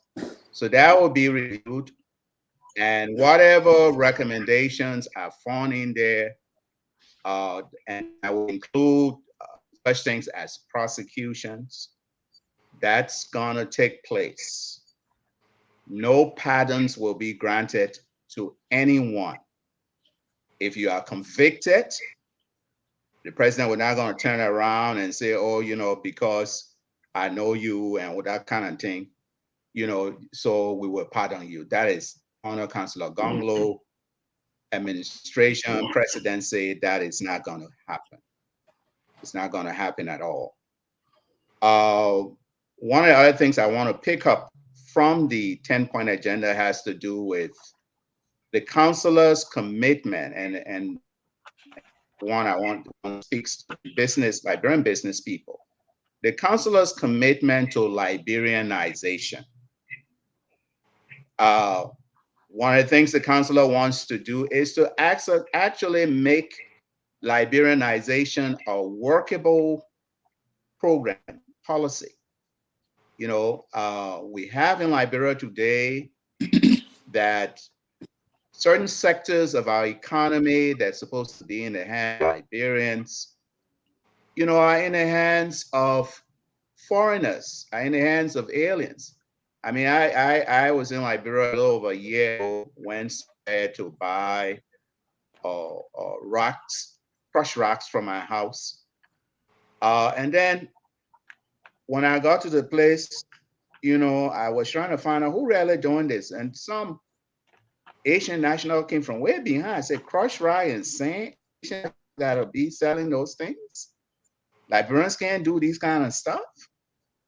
You know, then you know, some people, and I have not seen that with eyes, but there's some people in outside Monrovia, some other foreigners, they sell Kool-Aid water.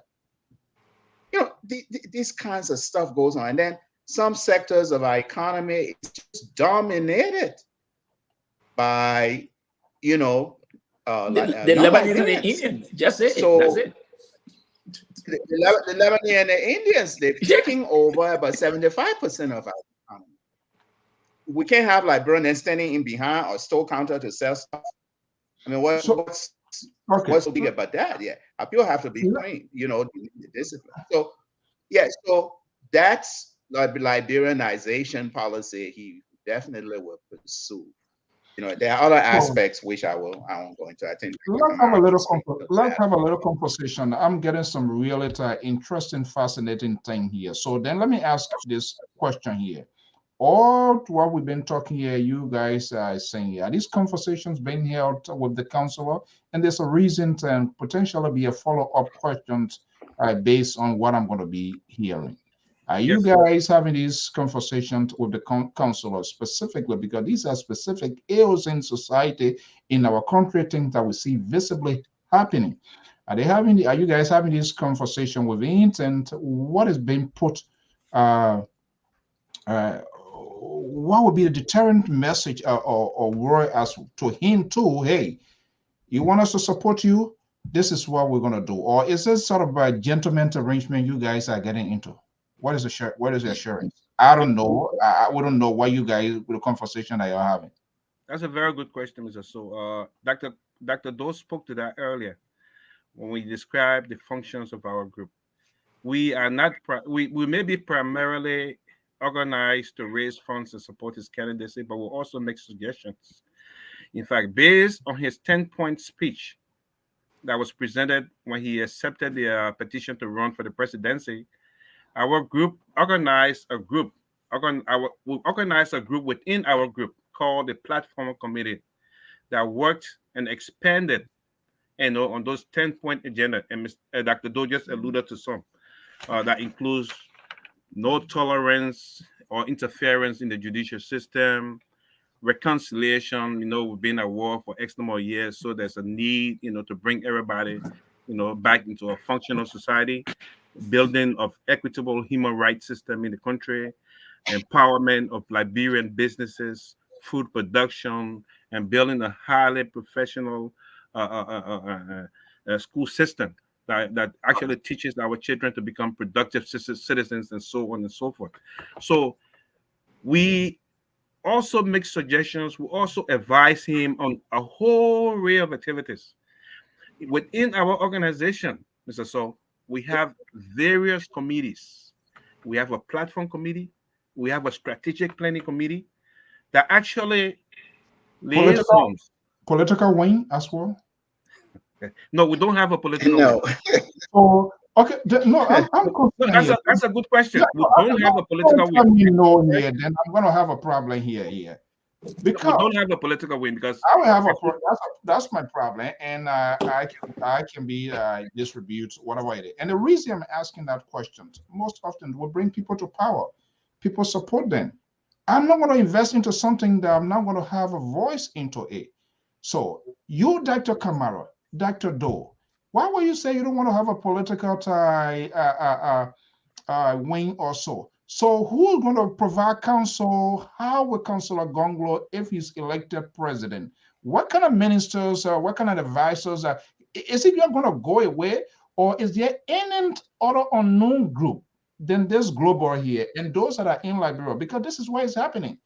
When these guys that's a good question. You see people in the front line. But we just don't call it. Then it disrupts, then we see people, the unknown begin to surface. And this is where the problem is coming from. So why? Mr. So, we just don't call it a political win. The name we have is different. It is not called a political win. We have a strategic planning committee. Okay. We have a presidential preparedness committee. So you can see some of these committees. If I don't put you, I won't even get that as well. Now I know there's a strategic committee. Okay. Go ahead, Mr. George. Let me ask this question. The friends of Gongloe, and you people say that you got a group your list with in Monrovia. Do you people care to share some of the names in Monrovia that the friends of Gongloe working with in Liberia? No. They operate under an umbrella called Team Gongloe Liberia. I mean, I'm asking if people care to call some of the personality name, because I don't think it will be fair for us. This is the face of Gongloe. Gongloe is not the face. But someone are curious to know who are the people surrounding this counselor. Because I see Dr. Kamara, I see Dr. Doe, I see Mr. McCall. I know them. I have seen the faces, those faces now in America. But I'm saying, what are some of the other faces around Councilor Gongloe? Don't worry. That's a very good question. And their names. If you don't have it, it's not. I'm just really out of curiosity. The Lpr-Tv, you plead the fifth long time. So you I don't think it would be appropriate for us to mention their names in this setting without their consent. Right. But their names are out there. If you Google, or if you just put Team Gongloe Liberia in the search engine, all their information should come up. In fact, they've spoken to news agencies on numerous occasions, even during the declaration events. They were there. They were participants in that function. So they are there, but we just don't think it's right for us to call them out. Let me ask just one question. With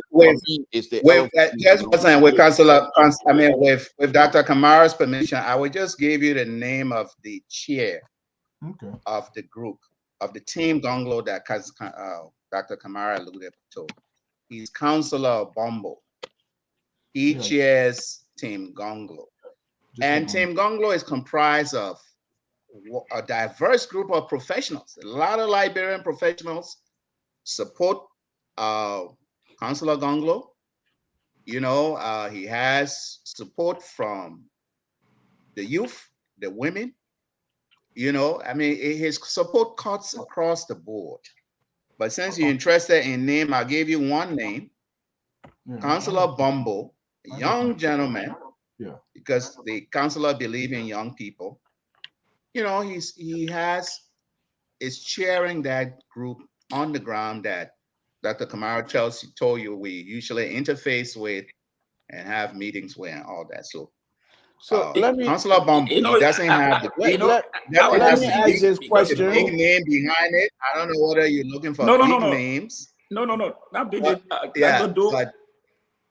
was trying to say. Go ahead. We are. Let me ask you a question. In my place, they say, if you hear the devil singing very fine, you must know that devil got go follow us. So that's why I just trying to throw that. But look, why will you even ask this question? You have the PhDs all lined up here. Why you think the devil will not be singing this song? Your question, please. Let me ask my question. And that devil has nothing to do with PhD. Even though we have, we have a very unique group of people on the ground, mostly counselors, scholars, right? But let me ask people, marketeers, and so on and so forth that are supporting him on the ground. Also, likewise here in the diaspora, it's a diverse group of people, trustworthy people. But I just didn't want to call anybody's name. Oh no, that's okay. But let me ask for security reason, because the question Mr. George asks might have security implications. This is why I didn't want to answer it. But anyway, we accept that's that. okay. And I've already told him, don't worry about it. That was going to be my answer. But Thank you very much, Mr. So. We are good at making people to answer the unknown here on LPR. So, can I ask my question? I mean, go ahead. You on the side of the people, so I don't know why you want to ask. Why would you put me on the side? I don't even know this group. I'm not part of this You're group. flip-flopping now. You started up here. You go ahead. I said I'm a sympathizer to the consular. Yeah, I'm not saying this group. So, but anyway, I don't even have to justify myself to you and the center right. Yeah, I'm not going to do that. But let me ask you this question. For me, it's the elephant in the room. And based on my own experience from the past, Consular Bronsky, similar situation like this here, where we all believe that Consular Bronsky was a clean man, as people will put it, and which he was to me. However, the issue for us, and perhaps it might not be in your case, the money. It takes a huge sums of money to run a campaign in Liberia. Dr. Weah and his people has a huge amount. They don't even have to look anywhere else. We know Councilor Gongloe, as you guys say, and we all say, is a very clean person. If we do not have the money, if there's no money, and the councillor decided to see people on the ground who have money and who might want to control certain aspects of Liberian economy. Remember, Dr. Weah said, Liberians were never going to be spectators in their own country. And now today, they're not only the spectators, they are foreigners in their own country. I say so. So how do you deal with this aspect of the money issue that tend to really drive some sort of a wedge between a political leader ideology and the idea of trying to be in that position? Also try to drive the wedge between the political leader himself and the plebeians that he's supposed to represent, because many of the people do not have the money. And those who have the money, they don't have good heart for the country, as far as I'm concerned. How do you guys try to navigate your way through this process here? Mr. To, you actually speak from experience.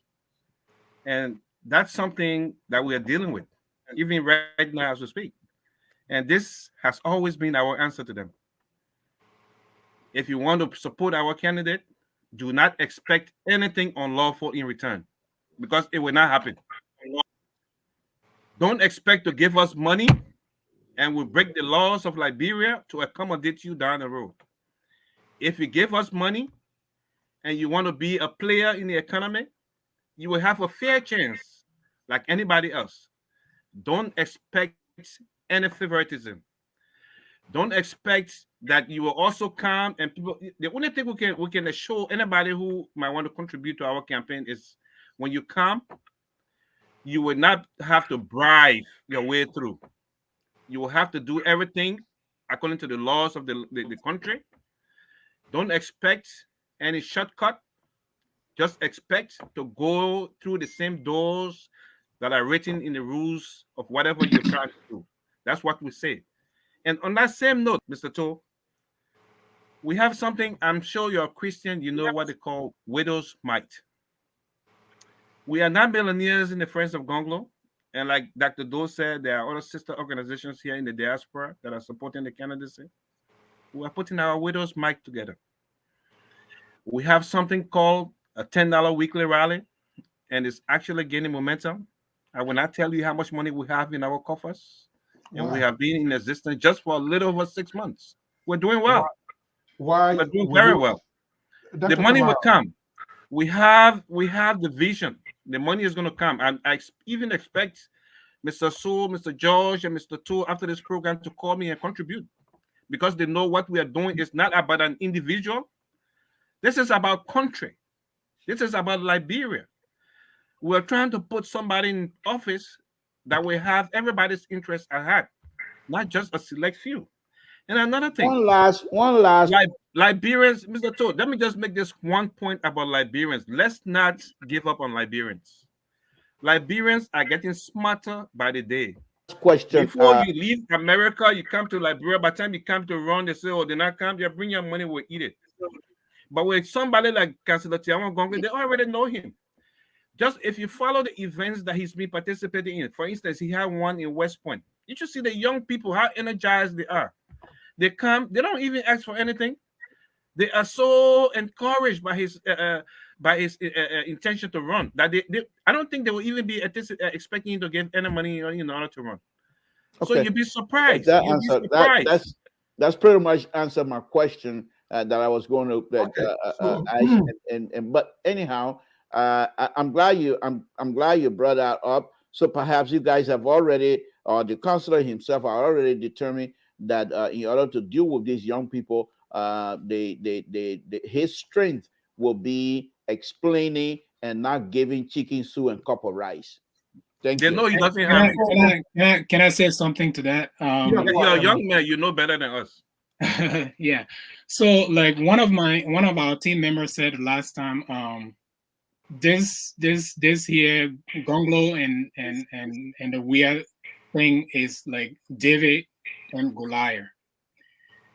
If you look at the current government in Liberia now, all the resources, everything is in their favor. They got all the money, and they are using that money to fund their campaign. Mr. Gongloe and people like us, we got nothing, but we believe in God and we believe in Him, and we know that Liberian people knows that there are certain people that get in office and they are just there to steal.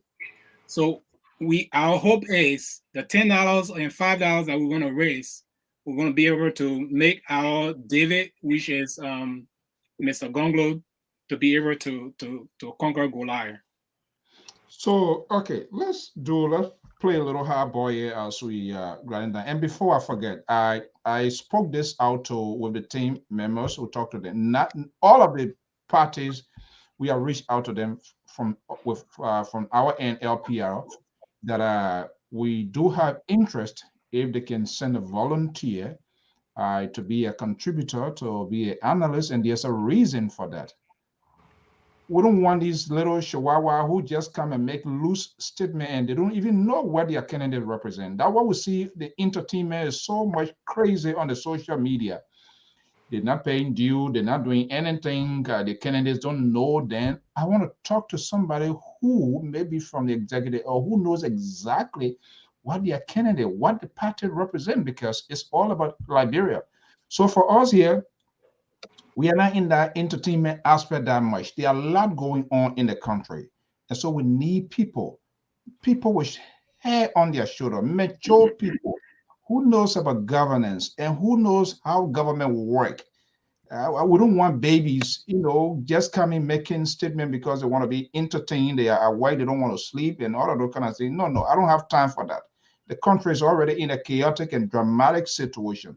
So we will do an official letter again. Maybe would they want to the team in Liberia? I don't know what we have to do. Another one here, but to reinforce that we highly appreciate. Some are responding, some are not. It leave up to them. We're not going to, but we're just going to empty our ear. But let's play a little bit hard boy here. Talk to me a little bit. What is the stability of the councilor decision making? Becoming the overall head of the country, Republic of Liberia. It's different. I know he's a poor man lawyer. He has two out there. So there is an empathetic aspect in his life to intercede, to go into cases, to judge people. He was one time a Solicitor General of the Republic of Liberia. What was left undone? If he becomes president, would that poor man lawyer thing still factor in his decision making? I'm wondering, and what kind of vice president would Councillor Gongloe put forward to the Liberian people? Have you had a conversation with him? Dr. You want to jump in? Back you up. Yeah. Just in terms of your second question, I don't that we're far removed from that conversation in terms of vice president. Because the campaign is maybe vice president. Okay. Yeah, well over 18 months away. Okay. What's about so many things that will factor into it? What's about his decision making?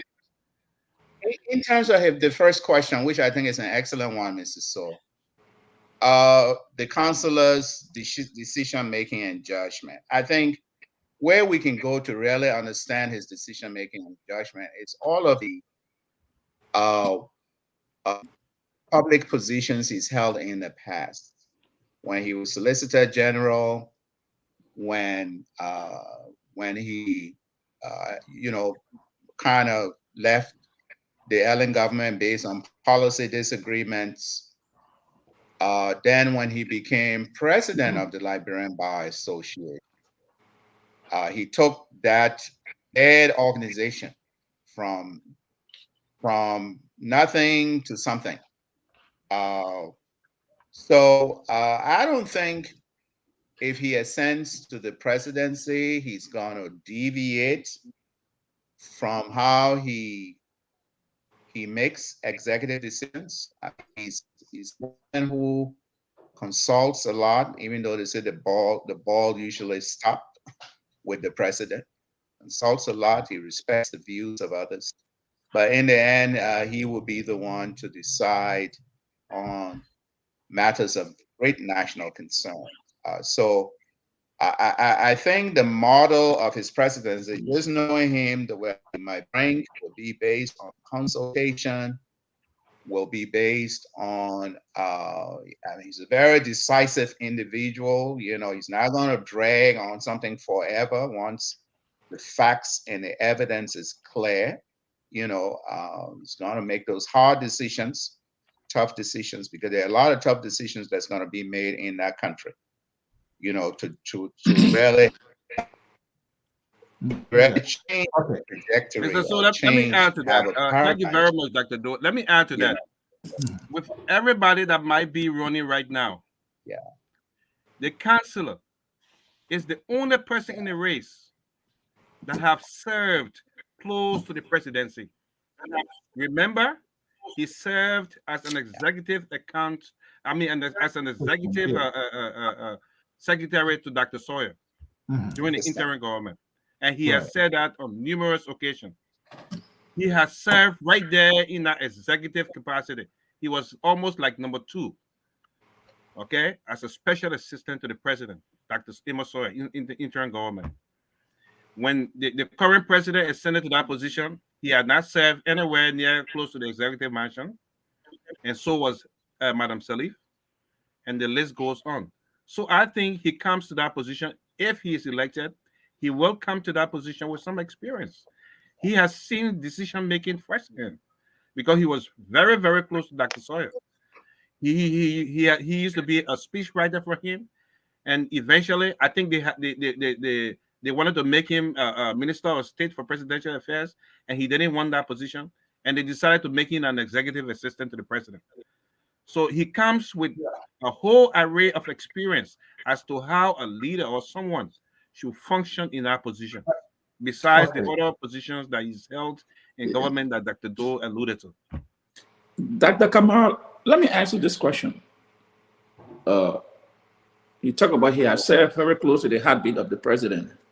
And we have seen other people who have served in that position, and today someone got problem with their judgment. I don't want to call them, but let me ask you, Dr. Doe and Dr. Kamara, what is the temperament of Councillor Gongloe?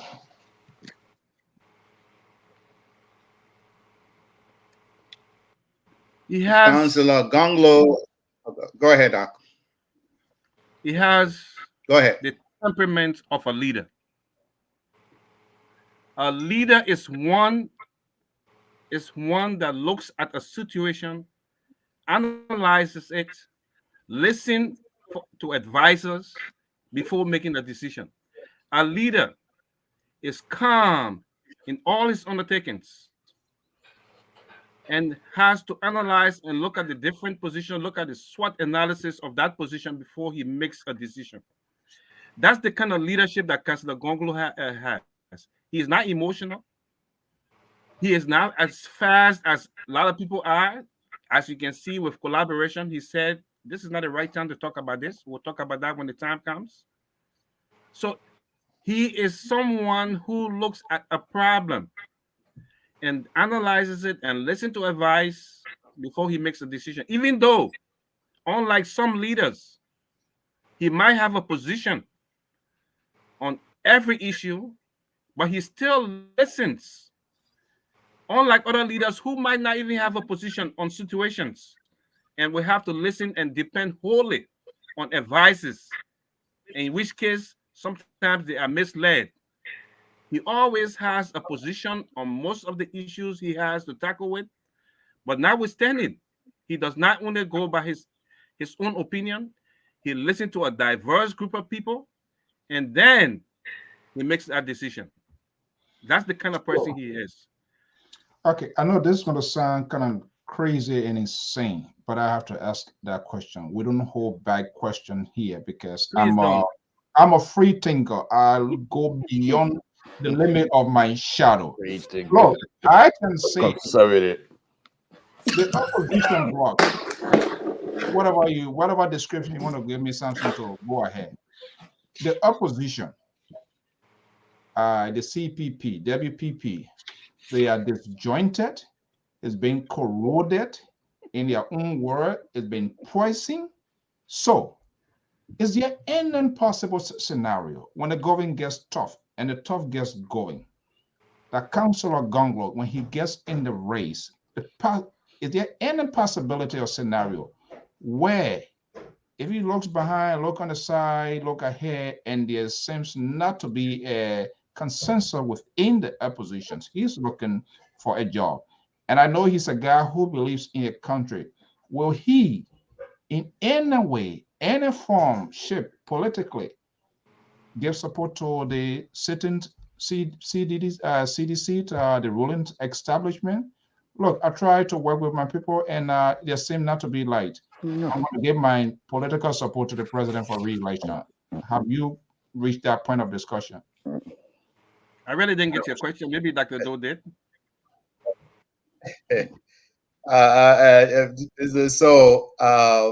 Yeah, well, I think, as I understand the question, I think Mr. So is asking if. Let me read it. I want Dr. At what point? Hold on, Dr. Kamara. I'm here. I don't want to be something. He is the ED, Executive Director of Friends of Gongloe Global. So, Dr. Kamara, I'm asking, if the government gets tough in the political race in Liberia right now, and I can say on my own opinion, what I see, the opposition, the full group is being contaminated, it's been poisoned, it will not hold, it will not work.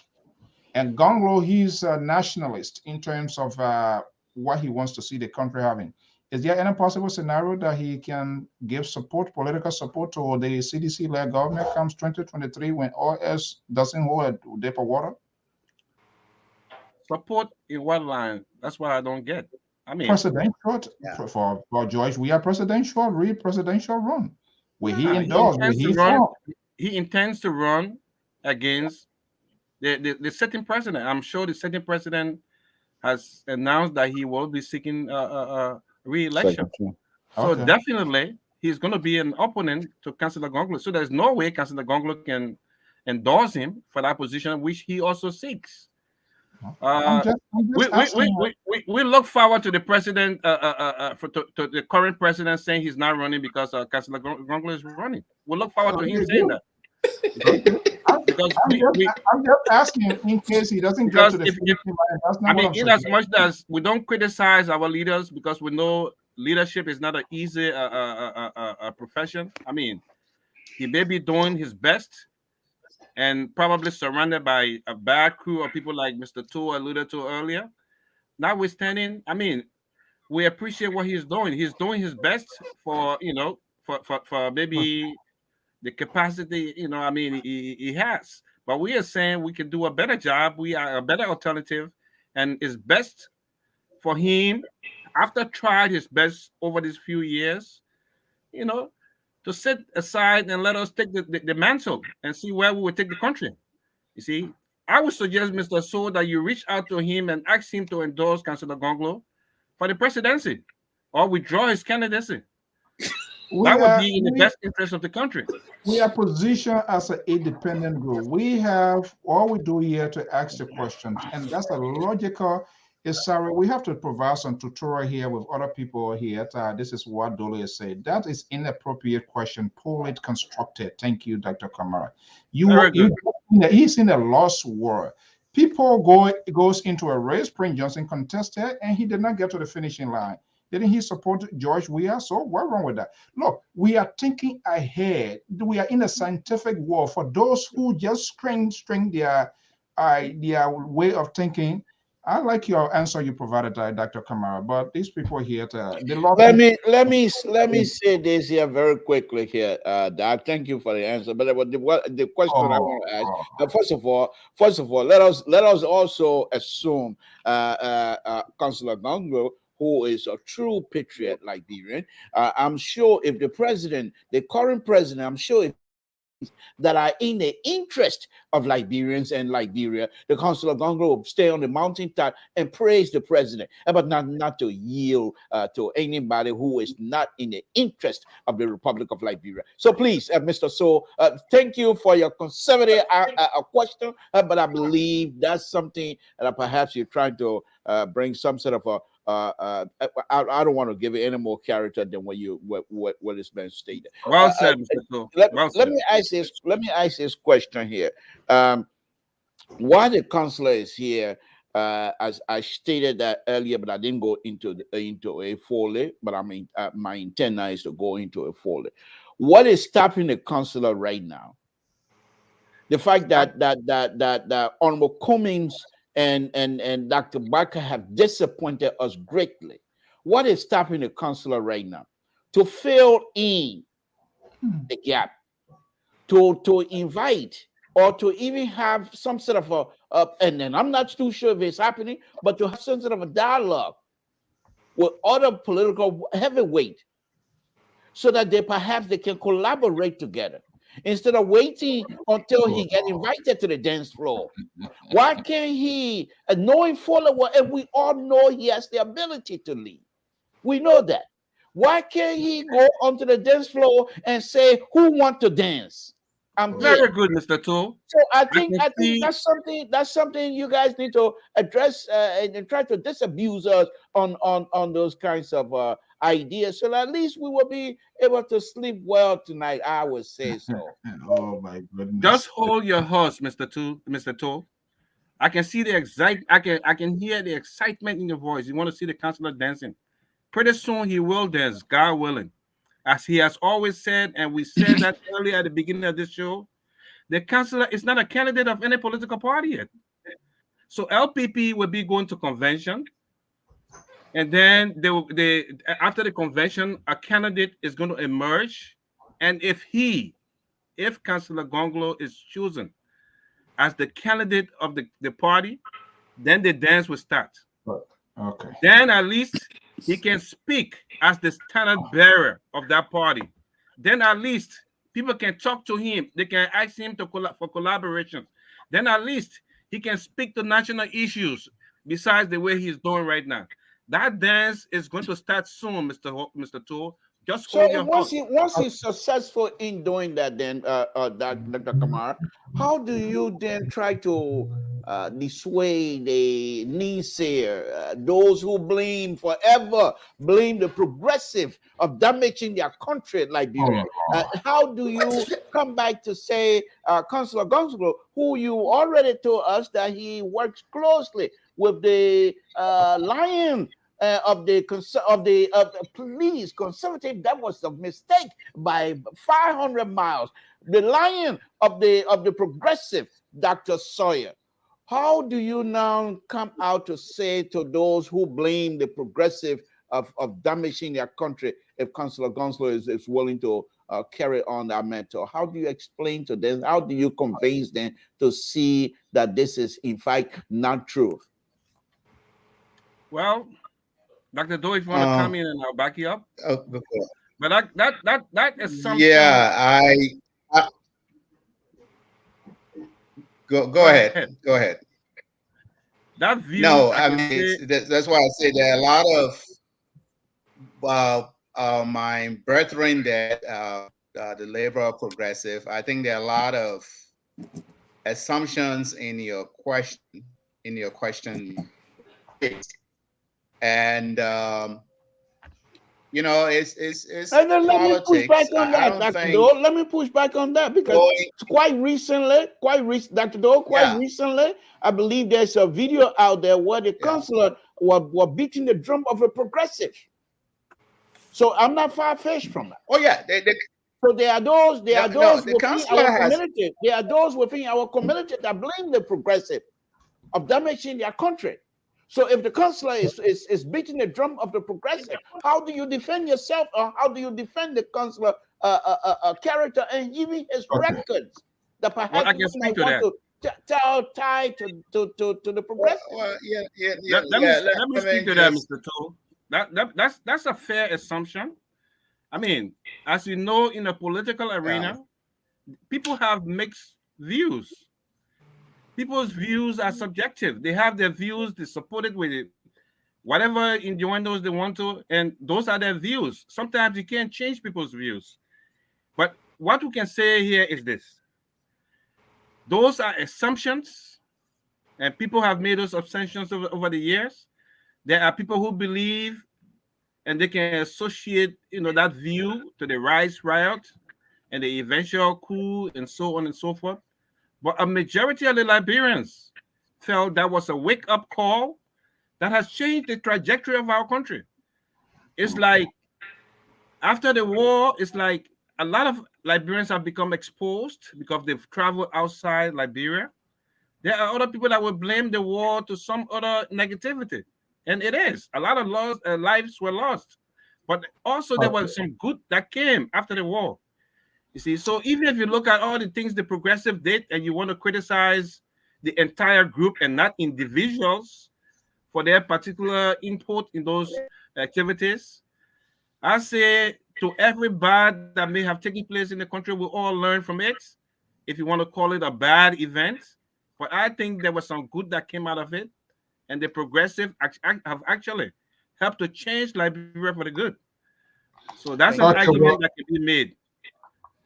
Okay, folks, time has cut over. We're going to get our last final segment of our commercial, and then we're going to be wrapping up for the rest of the evening. While you get your glass of water, let's take our last segment of the commercials in tonight's conversation, and we'll be right back. I'm Alfonso Zienso. Officers and the military officers and healthcare workers, people who actually do the work, we need to pay them more money and reduce the gap between those at the top and those who actually do the work. The other way we'll find the money is going after this thing called corruption. Corruption has been the bane of our country, is the primary reason why we are as underdeveloped as we are today. And we will aggressively go after corruption. The first thing we'll do is we will appoint a corruption czar, a minister in charge of corruption in the presidency that will coordinate all of the agencies that are meant to find corrupt officials. Secondly thing we'll do is we'll make sure we are giving the resources, the money, the right people, the right logistics to the anti-corruption agencies, the LACC, Liberia Anti-Corruption Commission, the General Accounting Office, the Public Procurement and Concessions Commission. We will make sure they got the right resources to go after corrupt officials. After that, when we find people who are corrupt, we will prosecute them, we will put them in jail, and we'll seize their assets. It will not be good enough for you just to resign. Okay? So those are the things we will do to really go after corruption. I have committed that I will not take a salary. The salary that is paid the president, I will allocate it towards helping to fight corruption. That's how important I think it is to us. And then the other way we'll find the money is we'll make sure we're getting full value, the full monies we're due from our natural resources. We'll look to exploit other natural resources so we can get the funds required to fund healthcare, to fund infrastructure, to create jobs, etc., etc. So finding the money is the second how. The next how is we want to create a government of inclusion. We want all sections of our country to be represented in the government. We want opposition political parties to be in government because we believe that having a government inclusion will help all of us make the right decisions. It will make sure that we're spreading the resources of our country across the entire country. And then the last two hows, one is growing the private sector. We will focus on growing the private sector so Liberians can primarily benefit from that growth. No longer should Liberian business people be spectators to our economy. And we want to actively support Liberianization and encourage and provide credit and other facilities to Liberian businesses so they can participate. And last but not least, we will use technology. We'll leverage technology to help us achieve our goals. So those are the what's and the how's. I thank you. God bless you. God bless the Republic of Liberia. From the West African nation of Côte d'Ivoire, Liberia Public Radio and Television present Business Diary. This program focuses on the activities of business institutions and individuals in society. I'm Jeremiah Zawu Senior, CEO of All Nation Bank. It has been very good to have this business established here. We are 1 year since we opened here in Anono. There have been few challenges here that have faced in this country, and that is all about the language. But here instead, I refuse to be deterred. I refuse to be discouraged. I open a business and things have been fine. My name is Mercy Bangarinanga. I am a finance officer working for an international organization. I have a master's degree in business administration. So today I'd like to take the opportunity to talk to you about the COVID pandemic and how it has affected the business sector in terms of me working in an organization, an international organization. Don't miss out. Be my guest. It's coming soon on Liberia Public Radio and Television. Okay, well, folks, there you have it. That's Business Direct. Business Direct will be airing soon here from the West African state of Abidjan. That's and that campaign there is content is responsible. Friends of Alexander and Cummings responsible for the content of the message. You out there? Do you think you get those parties you want to support? Reach out and we'll do this thing. Okay, gentlemen, time has caught up with us here this evening. What an extraordinary conversation, and we hope to continue this conversation. We are looking forward, maybe through you, that we can also have access to the counselor. That's what we love doing here. So we want to make it proportionate. We don't move by the crowd. We don't keep a conversation that the people think that we find interesting, but we hit on a high call issue, not for entertainment purposes. And that's what for us here, we do differently on LPR. So if you come here for entertainment and think, oh, Alfonso going to say something that will pump up my volume, well, you missed the book. That's not what we do here. I want to thank you so much. But before we go, I don't know who can go first. My colleague, yeah, you want to go first? Perhaps maybe you wish we have touched on other things and we did not get to it. It doesn't mean we will not discuss it in the future, but just give her a little bit in here, things that we will have talked about and we didn't reach that, and will be a closing reminder. Well, so I just want to say thank you for having us tonight. And to all the young people in New England, Massachusetts, New Hampshire, Connecticut, for those that want to see Liberia to become a better place for our family and for our children tomorrow, please join the team. Our goal is to have Councillor Gongloe help us bring Liberia to a better and better to have Liberia at a better stage as we compare it to other West African countries. And our hope here in New England is to have the counselor here hopefully by July 9th. So once we get that date and we get the hall and everything set, we're going to have the flyers out there. So if you love Liberia at heart, please join me, join the team, and let us promote Councillor Gongloe. And I want to thank you, Mr. So, for having us on here tonight. You are most welcome. This network is open all of the time as long as we want to talk about life. So let me go to Dr. Dodd. You've been very forthcoming in making sure too that we have this conversation here, which I really appreciate. I like people who are spontaneous, and that's, it's another sign of good leadership. If I text you, I call you, you don't call back, and time come, you say you want to be leader, believe me, I'm going to throw you under the bus because you were not responding. You come here and say, but how can I even, it will send a letter to the overall office, how can this letter go through? We can't even, you're down on the 5th floor now, we can't have this conversation. Dr. Dota, what's your final thought here this evening? Thank you so much, Mrs. So. I also want to thank your partners, Mr. Tor, as well as Mr. George. Since I follow your show very closely, and I always enjoyed it. And I must say, during the brief few days you and I have been in conversation, you've been responsive as much as I have been responsive.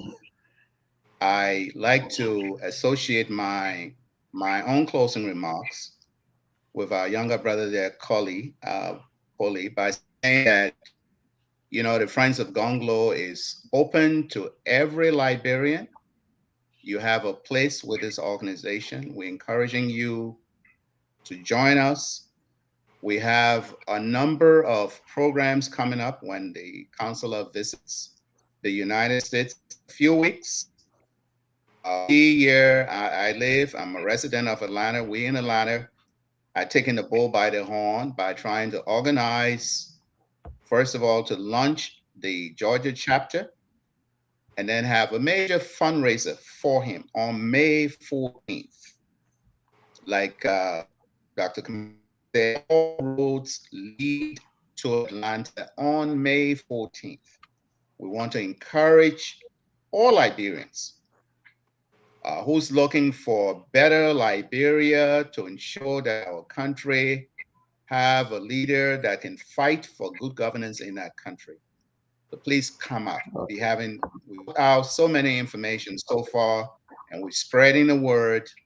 Please come out and join us wherever the counselor visits when he's here in other states. You heard Brother Macaulay. He's be going to Boston. He's going to be going to Minnesota. Wherever he is, please make time to really attend those events, and he will be in the best position to answer some of your burning questions. Okay. So the Friends of Gongloe is open. Please join us. All right. Yeah. Thank you so much. Thank you. Dr. Kamara? Dr. Sewell, Mr. Sewell, Mr. Toole, and Mr. George, thank you. Thank you for having us on your show. We respect your views and we respect this platform. We've always been participants indirectly. We've always been people who watch your show and have followed your activities, and we appreciate everything you're doing here in the diaspora. You're serving humanity, and that's a good thing. Let me also associate my closing remarks with those of Dr. Doe and Brother Macaulay.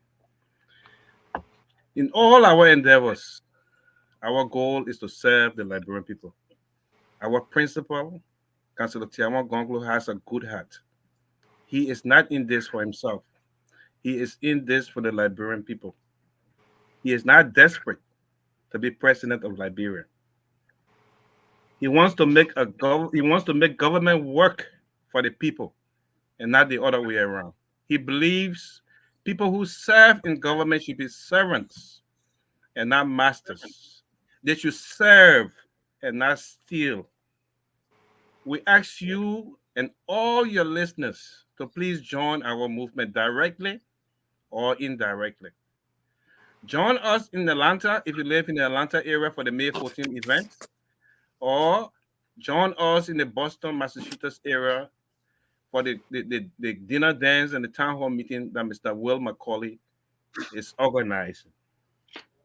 We want to change the trajectory of Liberia. We want to change the living condition, the deplorable living condition of Liberians that you see all the time on Facebook and so on and so forth. That's what Councillor Gongloe wants to change. The healthcare system, where only few, the elite, are the ones that have access to good healthcare by traveling to neighboring countries. If you went to JFK right now, there is no medications. They might have the expertise, the doctors. They don't have the equipment. They don't have medications. But whenever they get sick, they have access to good medical facilities. They travel abroad. They can go to Ghana. They can go to India and have the best of medical care. But is that accessible to the Liberians? This is what Councillor Gongloe wants to change. He wants to change and put in place good governance, rule of law, so that everybody has the same rights when they appear before a judge. He wants to prevent the who know you system we have in Liberia. Whereas if you don't know anybody, you can't get a job. He wants to make sure people excel in various field of work based on their qualifications and not the other way around. If you believe in Councillor Gongloe and you believe in what we're saying and you want to know more about our principle, we encourage you to please find us on Facebook, Friends of Gongloe Global. Our email address is very easy to memorize. friendsofgongloe@gmail.com. Or we have our website. Our website is friendsofgongloe.com. How easy can that be? Everything is Friends of Gongloe. If you forget, just say friendsofgongloe.com. friendsofgongloe@gmail.com. Friends of Gongloe Global on Facebook. And we just actually associated a Steam yard to that. Pretty soon we'll be going live, streaming, and then organizing various events and talk shows for the listening public. So we are very grateful to you, and we hope, as you've promised, when our principal comes to the States, you will once again accommodate us so that he can get to speak to you and explain his position so you can hear it from the horse's mouth. But thanks for what you do. You guys are changing. And I in support with that talk show. You don't want to advertise. You want to have your own talking drum studio, right? No. What I mean, that's just for our audiences. But definitely, we like what we saw, even though we are in opposition to Mr. Cummings. But trust me, within the next few days, you will have an advertisement for us. We believe in the saying that one hand washes the other. We are here tonight. It didn't cost us anything. We have to support you to stay on the air. So we intend to advertise on your platform. Thank you for everything you do. And I'll be expecting your contributions individually, Mr. Judge, Mr. Toa, Mr. So. Please, friendsofgongloe.com, send in your contributions. You don't have to be a member of Friends of Gongloe to give. It's all for the same purpose, Liberia. That would be a big conflict of interest for a media group to contribute to a campaign. But we're going to leave that for I'm not asking the media group. I'm asking you as an individual, Mr. I don't want to be, Dr. Kamara, I don't want to be like this guy. Even though I'm minister, but I'm not speaking in the capacity of minister. Then you're speaking as what? But we're going to leave that for another point of data conversation. I want to thank you. I understand what you're saying. You don't want to commit on the air. I understand, Mr. So. I understand. You don't want to commit on the air. So you have the liberal already. You have the liberal already. Okay, gentlemen, thank you so much for your time. Okay, guys, thank you so much. It was good. Okay, well, gentlemen, I have 30 seconds now. I gotta go. The old man on the wall now. Pa Joyce. Yeah. Samson told this evening, I don't want to go there. This is unbelievable. He took Charles Bronski to the bank of the river and got in the canoe and left the old man there, and the boy went and grew hair. Nothing happened. He carried Joseph Boyka to collaborate. The canoe capsized. Everything went crazy. Train derailed. Nothing. He's taking this train from Totan and transferring it to Chuawan Gongloe. And these people don't know the history. Well, gentlemen, I want to thank you so much for your time this evening. It was a good conversation. We're going to find a time to profile this conversation.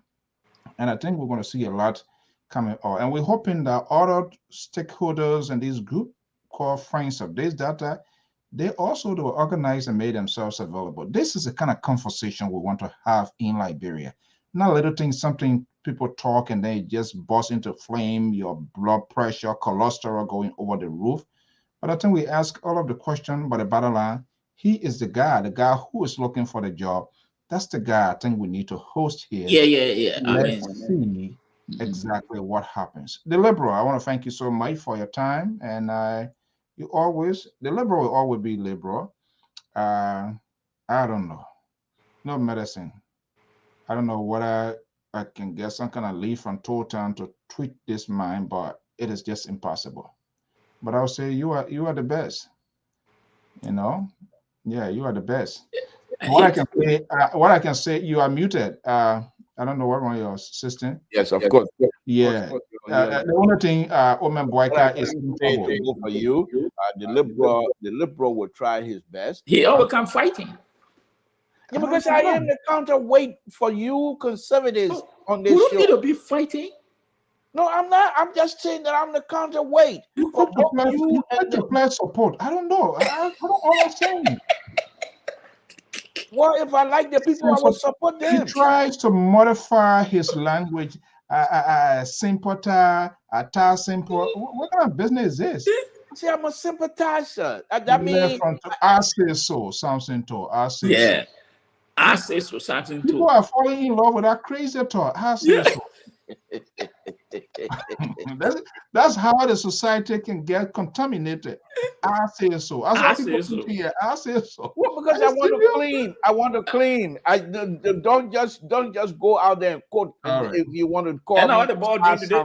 And all the ball drink today. I think one question I didn't ask, but I think we'll be open for that. I think Councillor Gongloe will be open to a debate. If anybody who chooses to kind of have a conversation with him. I don't think these people, Mr. So, one of the things that I noticed here tonight, I don't think they're going to let you to bamboozle them into making these kinds of decisions without consulting each other. So I think that's your journalism, facts news journalism type deal. It's not going to work with this group. The question it was honest question.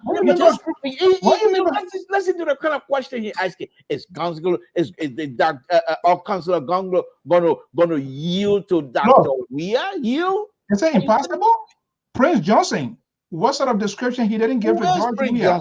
Who is he? Who is Prince Johnson? But you see, when I asked him, Lord Luminaire, this guy is a lawyer, highly educated. So what? No. Do you think he's going to get in here and then come back? He's a progressive. Are these people the mean well for Liberia? Your CPP, WPP, the mean well for Liberia? Those are disappointing people. I'm not please don't compare those people with Councillor Gongloe, please. Don't go there. You need to go back. The place you came from, go fix what happened before you come to Gongloe. Because I told them he's going to contaminate that Gongloe team there. Yeah, Mr. So, yeah, it's this man here. Last time he talked, I will go beg George Weah. When I was telling him, I said, you got other Liberians who are capable and competent. When I need Gongloe, when I need Wapo, no, that one I will eat a crow. I will go beg George Weah to take the country. Today night, I'm a sympathizer of Gongloe. The question will, you know what? Okay, let a care eat your own baby too. And you sympathizer of ANC, Kumis? Oh, yeah, of course. Okay, maybe he following. No, but yeah, the man will run from place to place. He carried Bronski, he left Bronski by the St. John River. All right, gentlemen, thank you so much. To our many viewers and listeners, we want to thank you so much for the time. Good night.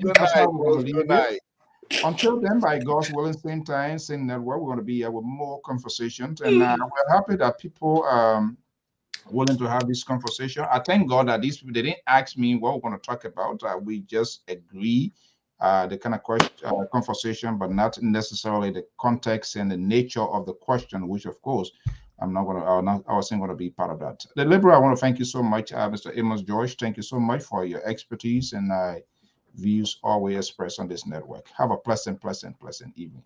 Yeah, Mayor Fulton will be here in Atlanta. Let